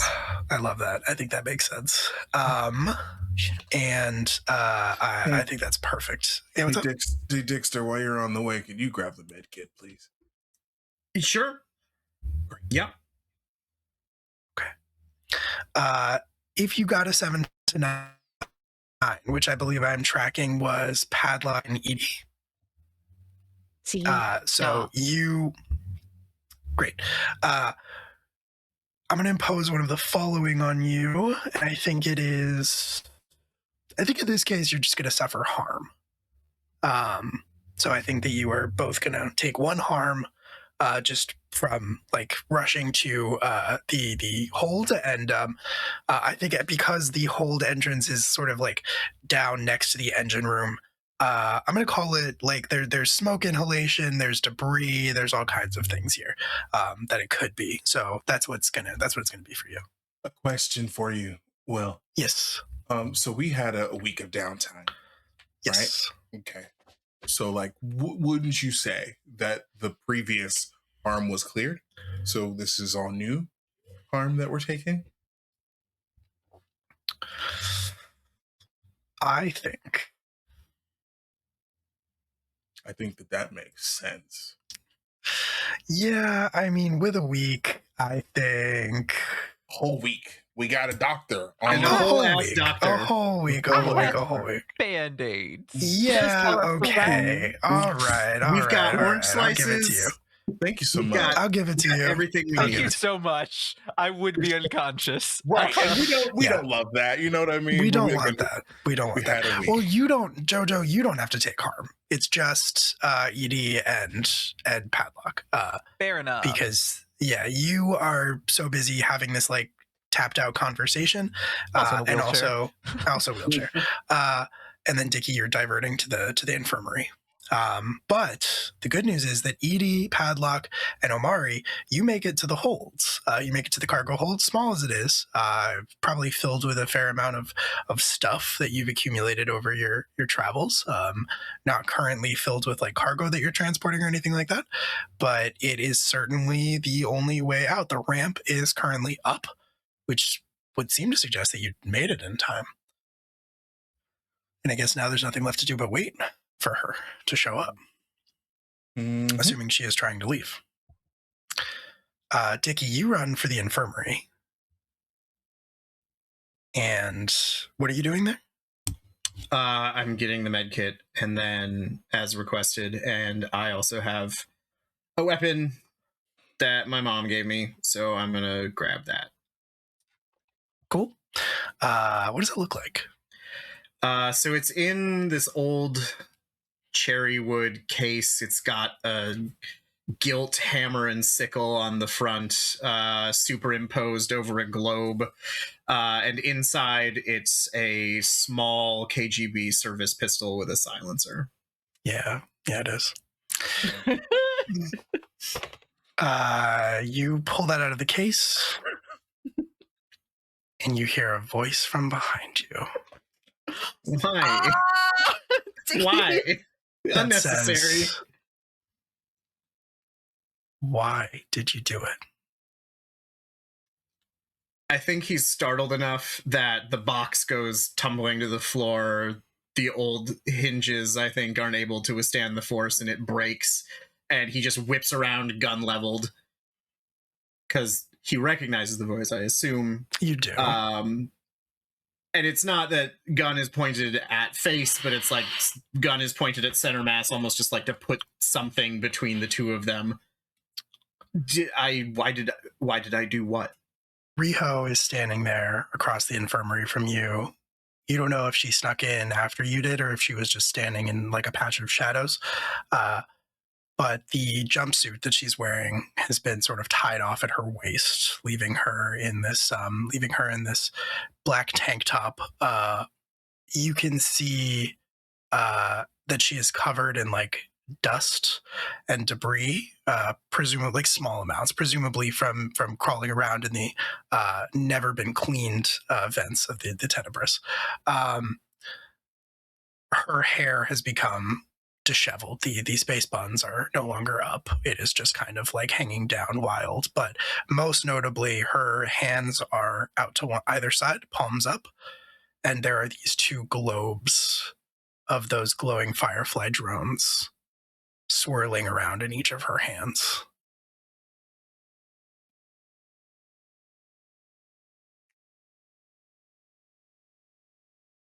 Why did I do what exactly?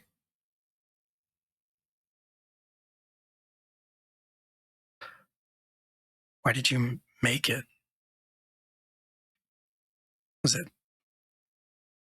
for money? Was it For she pushes something with her foot that slides across the floor halfway between the two of you. You recognize it as the case that you took from Tranquility.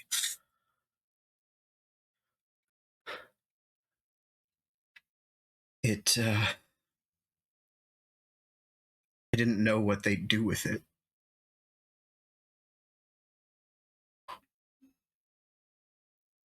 You just made them a weapon and trusted that they wouldn't use it. This maybe sounds very naive, but yes. I believed in the pursuit of knowledge for its own sake. The question of why doesn't really matter because it wouldn't be executed. It was supposed to be something that could help find a cure. I didn't think that they would actually use it. It was an exercise in creating a virus that could then be a test for whatever cures we would throw at it.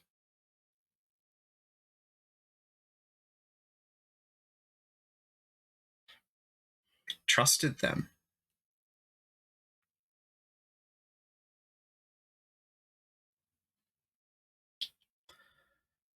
You're either lying to me or you're an idiot.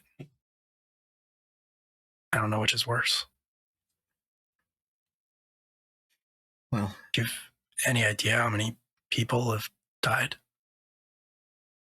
I mean, even here, we hear stories.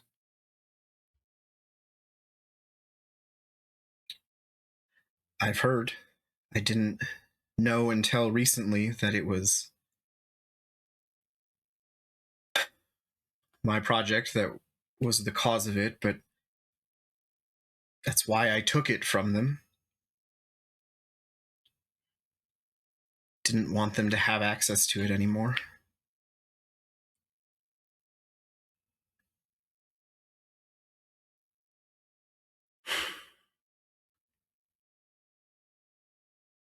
She studies you. She says, finally, you are really convincing.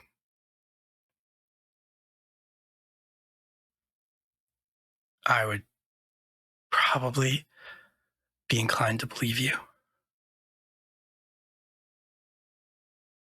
if you weren't holding that gun.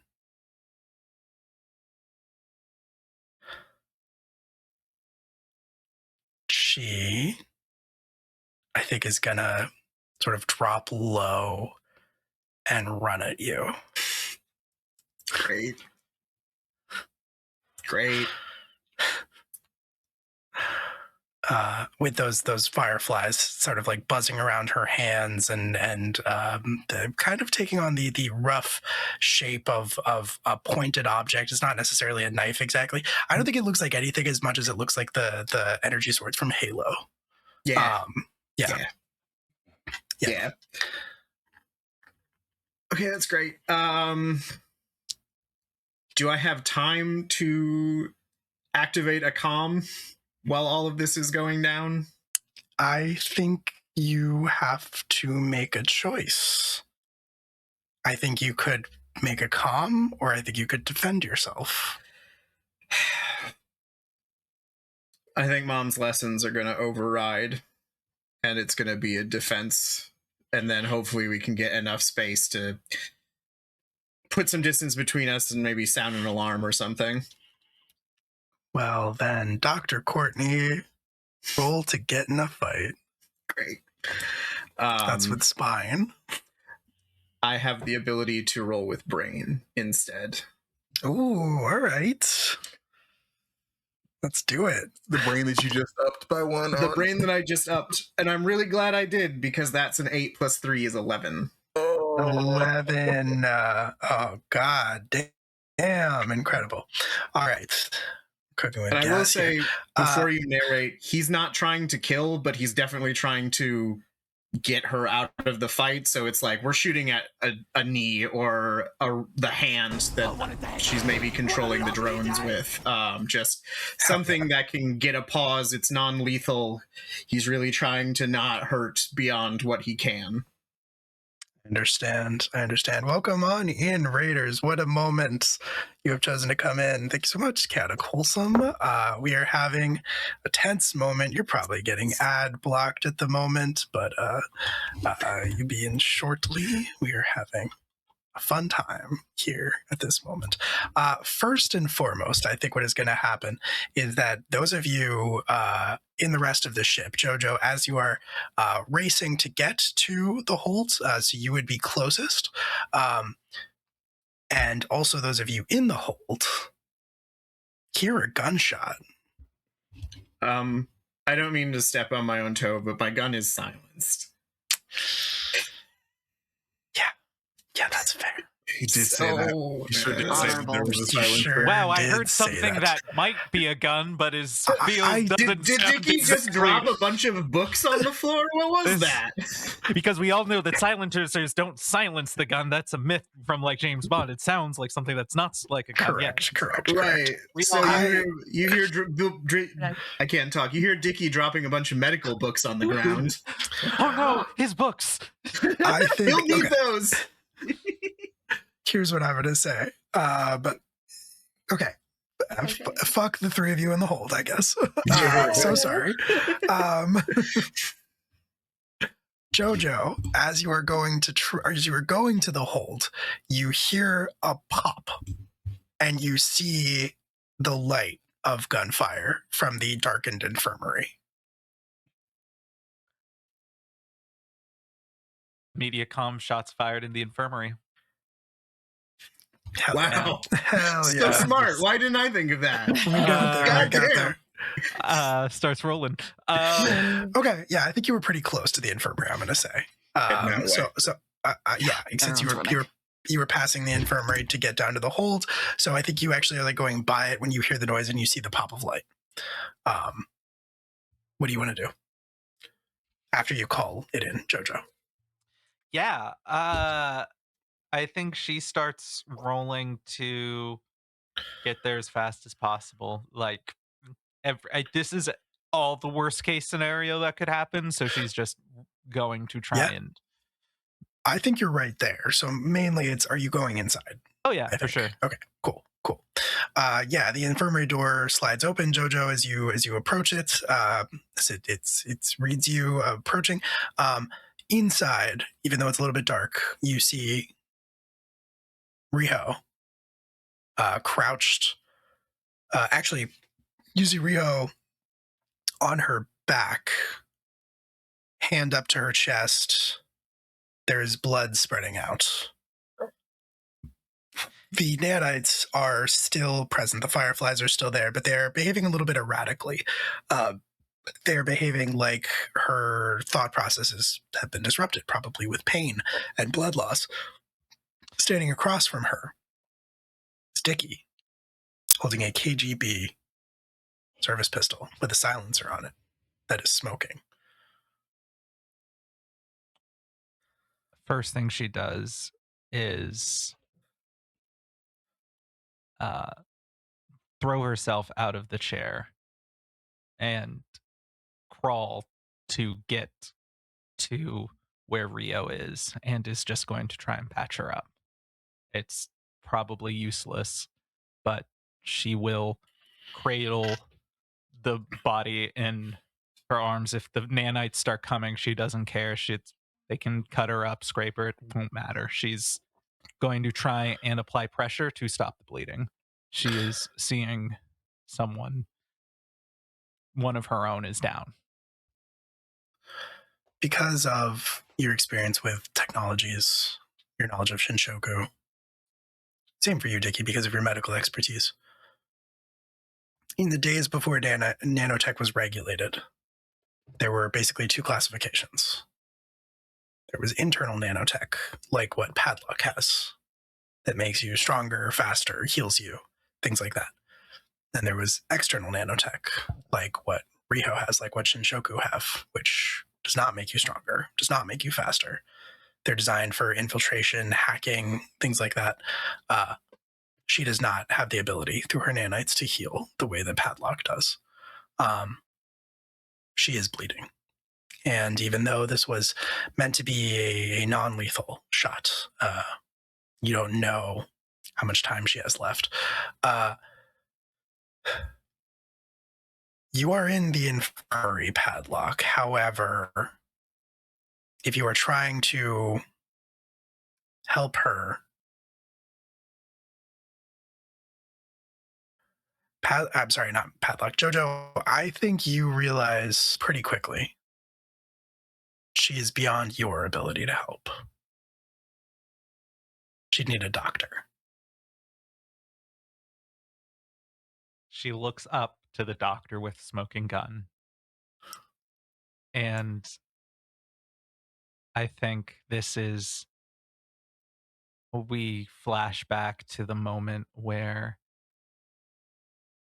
Jojo and Dickie are on the Tenebris for the first time, and Jo is sitting in a pool of her own blood, having just lost her legs, and looking up at Dr. Richard Courtney with scared eyes. And flash forward to Jojo, metal legs, covered in a pool of blood, cradling this person who just tried to kill him. And she says the same thing. that she said years and years ago. Dickie, I need help. I think when Jojo looks at him this time, it's vacant. His eyes are just glassy. He's numb. Like, the hand holding the gun is numb. But I think Jojo's "I need help" snaps him back to this moment. Gun falls, hits the deck, and he's just like, get her on the table. And he's already like going to his console and starting to fire up the emergency medical systems that we don't use that often, but I'm really glad they're here right now. Joe lifts her up as best she can and is just standing, trying to provide pressure, doing whatever she can, but is just tapping next to the ear, "Live, Hunter, live." Okay. Dickie, you're using the infirmary for this. Yes. Okay. So you do have the option to use your Bound in Blood move. Sorry, not Bound in Blood. Red to red, white to white. You could do that without any gear, but since you're in the infirmary, it would probably be better to roll for that, which is with the size 2. Right. But with red to red, white to white, I can use brain, which is 3. So that's fair. I'm actually going to do that. I think he's realizing as he's trying to pull everything up that it's taking too long. You know, whatever the engine problems are, they've, you know, the electrics aren't going to work in time. It's not going to boot up fast enough.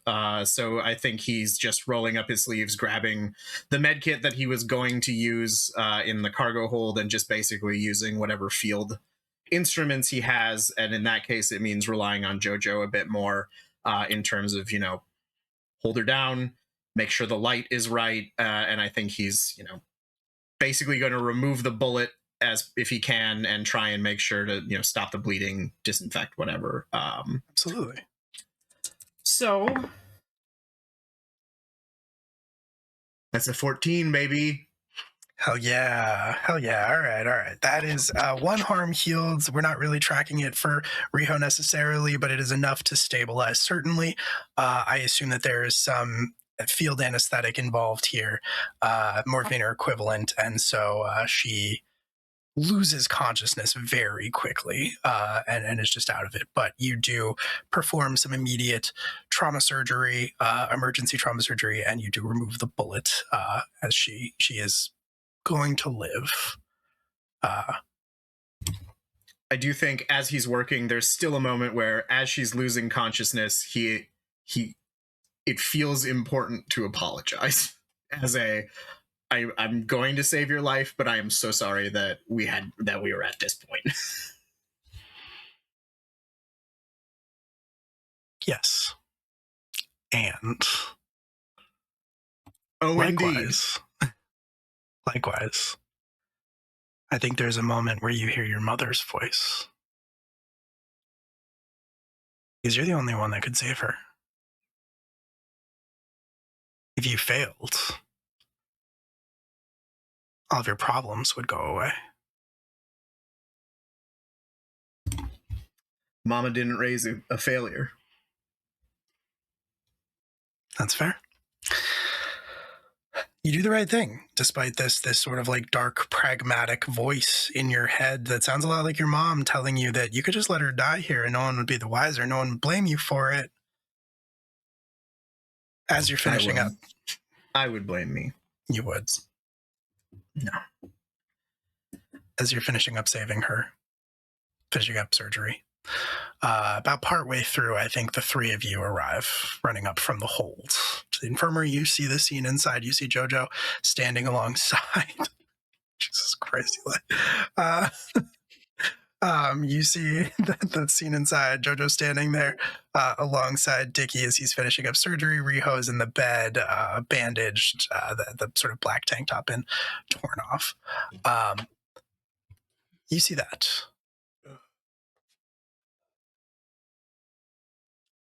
What? Someone I needs knew to it. explain I knew it. something. Omari, Yeah. as you say that, hmm your eyes fall to the ground. There's a gun with a silencer on it lying there. There's also a case. You can see inside there are vials filled with some kind of liquid, clearly scientific in nature. On the lid, inside, where it's open so you can read it, it's labeled Final Project, Dr. Richard Courtney, designer, virus, base, highly infectious, controlled population.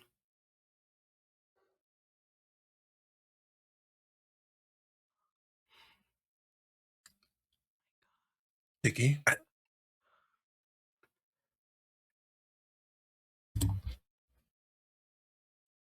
I need to finish this. I'm going to pick up the case. I'm going to put the gun away. I'm going to pick up the case with my only good hand right now. You can see the other one is mangled. Okay. I'll be in the mess. Gonna take it. It's just like up so you can see that I've got it. And Amari is going to leave. Oh.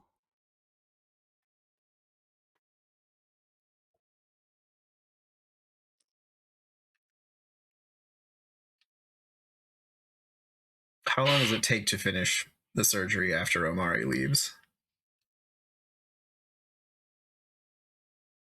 I don't think it takes very long. Yeah, I mean, I think that it's fairly quick because you are, at the end of the day, removing the bullet, closing off any like arterial damage, sealing the wound. Honestly, compared to some of the things that you've seen in this crew, some of the things that you trained for, this is, sewing at the end of the day. I think when he finishes up, he asks if Jojo and Edie will watch and let him know if anything changes.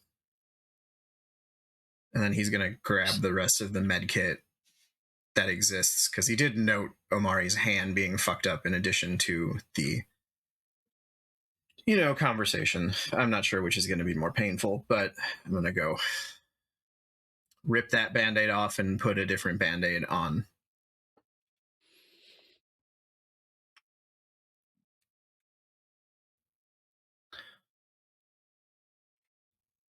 You head for the mess.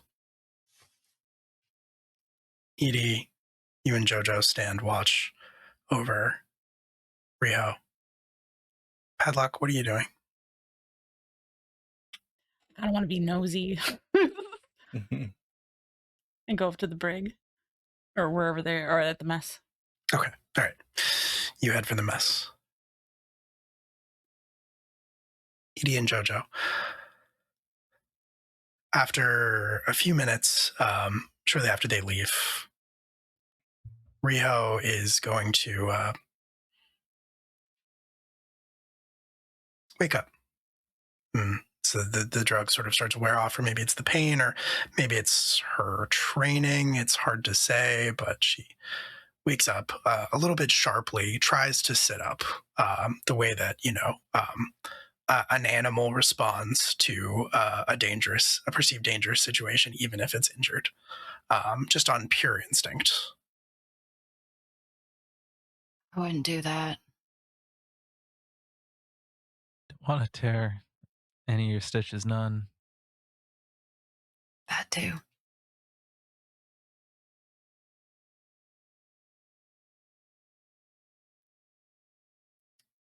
She looks around, still drugged. But she does settle back when she feels the pain in her chest, the blood loss, everything as her head goes dizzy. She sits back.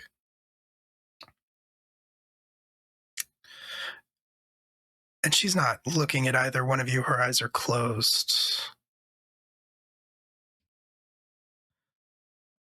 It's pretty clear. Sorry, go ahead. She was just going to be a smart ass and say, every hunter bring a knife to a gunfight.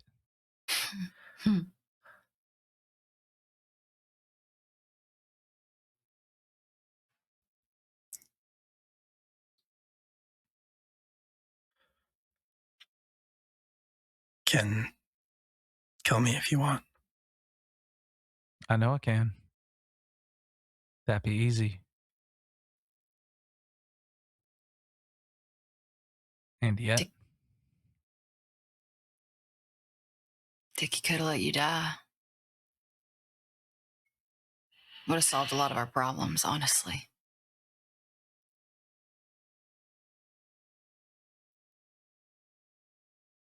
Not him. They can kill me if they want to.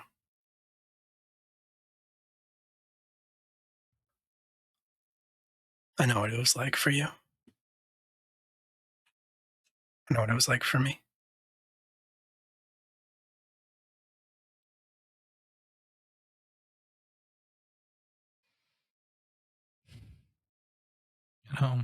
Rio, interesting thing about being a ship's engineer, give you some wisdom as somebody who's supposed to be your teacher. That when you're flying a multi-ton vehicle through the vacuum of space, through wars, through debris, through piracy, your own calculations, you round a number wrong and you can blow up an entire crew. You can hit a rock wrong and blow up your entire crew. A lot of things can kill you, they being chiefly amongst them, but so is a lot of stuff. Doesn't matter what kills you. It's what you do with the time before it. Who the fuck is they?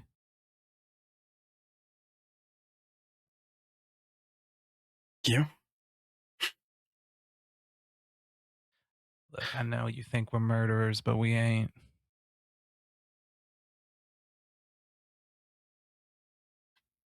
Who sent you? No one sent me. No one sent me. I thought that I would just... Thought that I would just be here, just live here, and I could forget about it. They wouldn't find me here. Or if they did, then they would kill me, and it would be over, at least. So you ain't a hunter. You're a Ronin.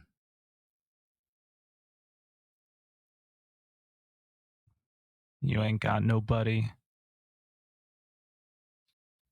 Just wandering. Found a cause worth killing and hopefully dying over, and that was it?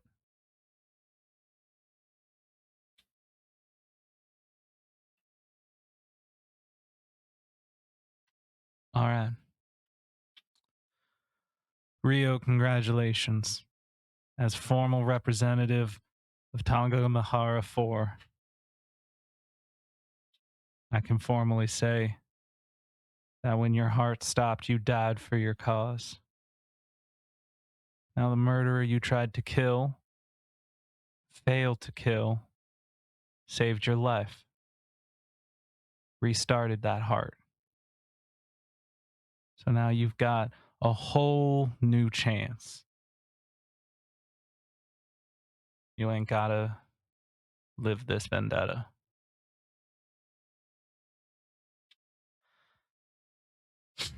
So what are you gonna do now?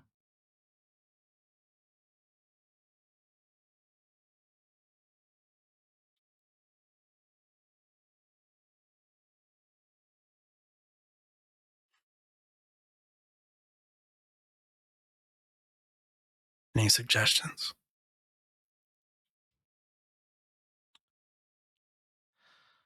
Rio, I am the greatest engineering teacher that has ever been born.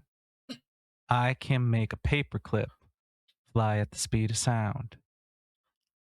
Only a true genius could have taken my teachings, blown up an engineering room with it. I don't trust you worth I can throw you.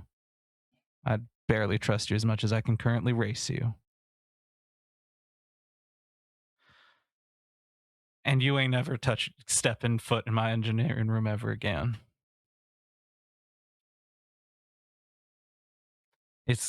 I'm not saying that you're ever gonna make a lot of friends on this ship. And I don't even know if the crew will even let you stay.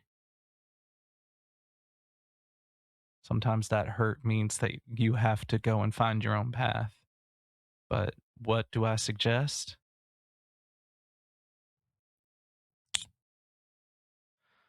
There is another teacher out there, woman named Maeve. She's probably second only to me in terms of the finest engineers you could look for in terms of a teacher. Study under them. Tell them I sent you. Maybe I'll put in a good word with just a little asterisk. But you don't have to do this. A hunter doesn't always have to hunt. You can hang up that hat.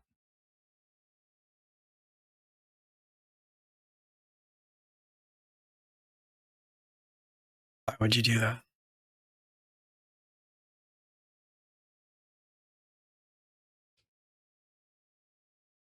She taps. You understand me.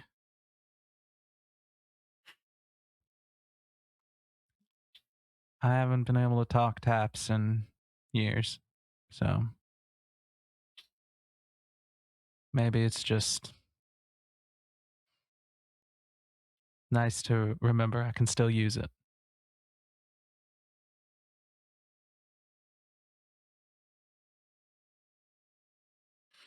I think she taps back.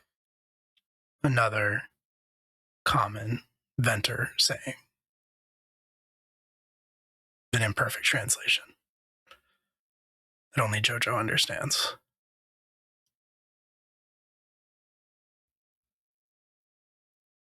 Then maybe I'll die tomorrow.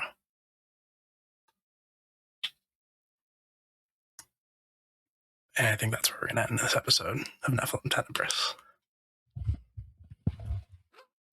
Pick up next time in the mess hall.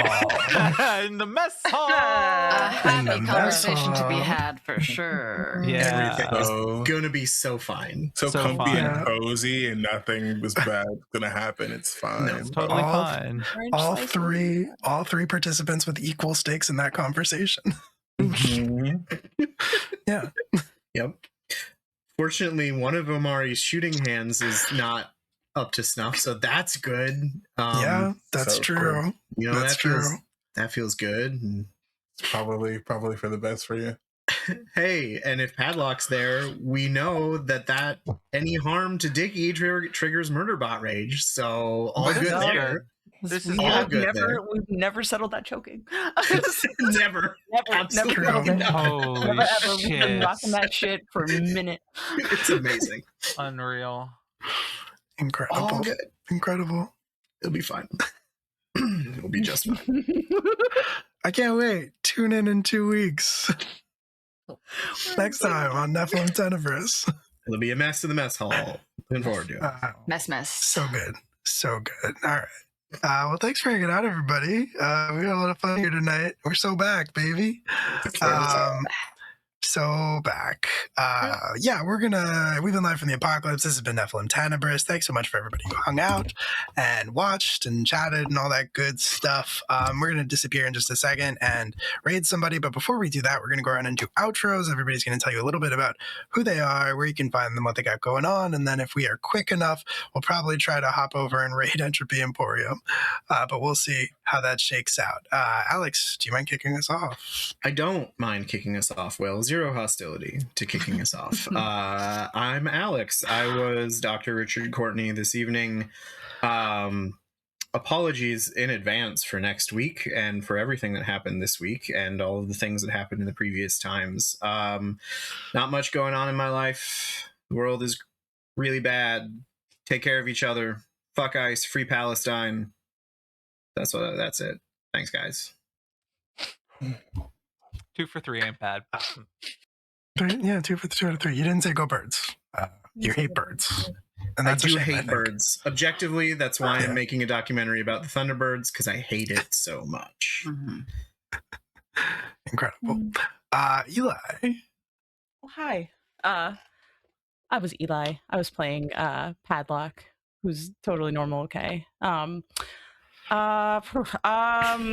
also not really particularly doing anything except for FMAK next week Thursday on Tales Yet Told Studios. Tales from the table. Tales from the Table. I'm sorry. It's all good. My poor brain. Other than that, I run games on the internet. I'm looking to book all of my days on April, May, because I'm moving. So if you want to play 10 Candles with me, or play the only Orbital Blues West March game that's currently on Start Play, or the other many games that I'm currently running, come play with me, and we'll have a good time. Yeah. Other than that, that's it. For me. Lev. Oh, hey, I'm Lev. I have been Edie today. And anytime we play this game, I'm Edie. I'm also not doing a whole lot of stuff right now. Mostly just trying to stay alive in these horrifying times of existing in a world. Be kind to each other. Be gentle with each other. Unless it's an ICE agent, then fuck ICE Free Palestine. Go Birds. I just like saying go Birds because it's fun. I don't really care about sport. I like to think of it as just birds. Yeah, Right, no, it's we're just encouraging- supporting birds. Yes. I will say Yes. birds are my least favorite like group of animals, but I know. But what about Hot take. Philadelphia birds? What about Philly birds? I haven't spent enough time in Philadelphia to really have an opinion on birds there Mm. specifically. We I can am fix starting to that. like birds more. Here's a bird for you. A nightjar. Great Great-eared bird. nightjar. Excellent bird. Great bird. Great Looks like a bird. little dragon. If I was ever a bird, I'd want to be that bird. I'd probably be Hell a pigeon yeah. though. All right, next person. Incredible. Q. Hey, what's good? It's your boy Q. I was Captain Amari Leda today, who's having a perfectly normal time. Nothing bad is happening to him at all. That's probably fun. So when you don't see me here, you can find me out on the internet at Midnight Inc. That's Midnight actually, that's not true. There's an underscore somewhere, I think. I don't remember. I think on Instagram, whatever. It's INQ. Q's my name. I'm sure you get a safer horse riding cowboy. I'm still making cowboys kind of. We're on a new theme this year, which it will eventually become apparent when I get to play the characters that are a part of that theme. It's fine. So I'm here every Tuesday. These Tuesdays for Nephilim Tenebris, and the other, I am in the Noir-based Masks game, Noir et Blanc, the Ruby Path. I'm playing Songbird, who is just a sweetie little angel. Definitely doesn't have a hate boner for one of the other characters in the game. It's fine. I am also over at Tales from the Table Studios for All Mutant Kind, FAMP, if you will. I also have an art page now. It's Inkwell Creations, INQ Well. I have, gotten back into loving art, and so I'm trying to, show other people what I'm doing. So be nice to me, please. Thank you so much. And it's good. It is good. It's very good. Some of it will eventually be merch on this channel. Yeah. When I get my shit together. Rose? Howdy, y'all. My name is Rose, a Rose from the grave. I was Jojo Broxson, your engineer from the stars. When I'm not here on Tuesdays, you can catch me here on Wednesdays. So tomorrow I will be on for Neon, a Girls by Moonlight campaign, the cyberpunk dystopia, where I'm playing another Real Against type character, where she is, instead of being a girl who's angry with tattoos and scars, she is a girl who's angry with tattoos and scars, but she has flame powers. Besides that, I also on For All Mutant Kind over on Tales from the Table Studios, along with Q and maybe another person here. So yeah, catch us next Thursday for FAMP. FAMP. That's, you really got to pronounce the K. That's it. Goodbye. That is what we're calling it. Yeah. Oh, shit. Sorry. I forgot to say it. Fuck ICE, free Palestine, go birds. Fuck ICE, free Palestine, go birds. Go birds. That just leaves me. Hello, hi. Thanks so much for hanging out, everybody. My name is Will. I was your storyteller this evening. I played everybody else, mostly Riho. Yeah, stuff is happening. You can find me on the internet at Will M Scream, mostly talking about wrestling. There's the occasional gym thirst trap. You do have to sit through the wrestling posts to get the gym thirst traps. That is the social contract. Or vice versa. Or it's neither versa. having, or we get to enjoy both. Vice versa if you're Lev, both if you're Alex. Will, I love you so dearly, and I will sit through gym thirst traps because I love you, and you're one of my boys. Great sacrifice. Thank you so much.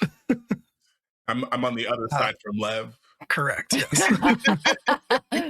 The whole spectrum here on the bottom row.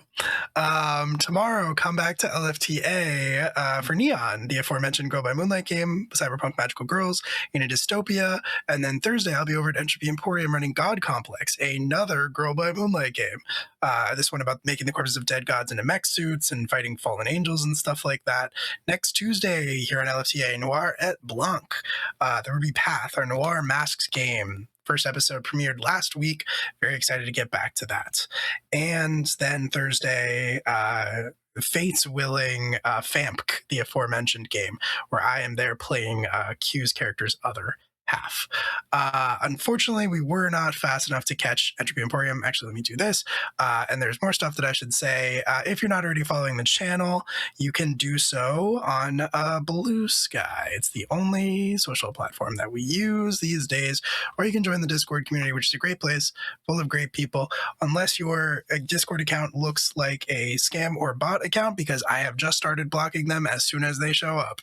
I don't have the patience anymore. It's too bad out there. So have a real profile and you're good. Hop into that Discord community if you want to. Like I said, we were not fast enough to catch Entropy Emporium, but that's okay because they did not rate us either, which is rude as hell, and they will be hearing from me about it. But we will hop over and raid Vancouver by Night, who are currently streaming. So come along, say hi, be friendly, all that stuff. But from all of us here at LFTA, say goodnight, everybody. Good night, everybody. Good night, everybody. Good night.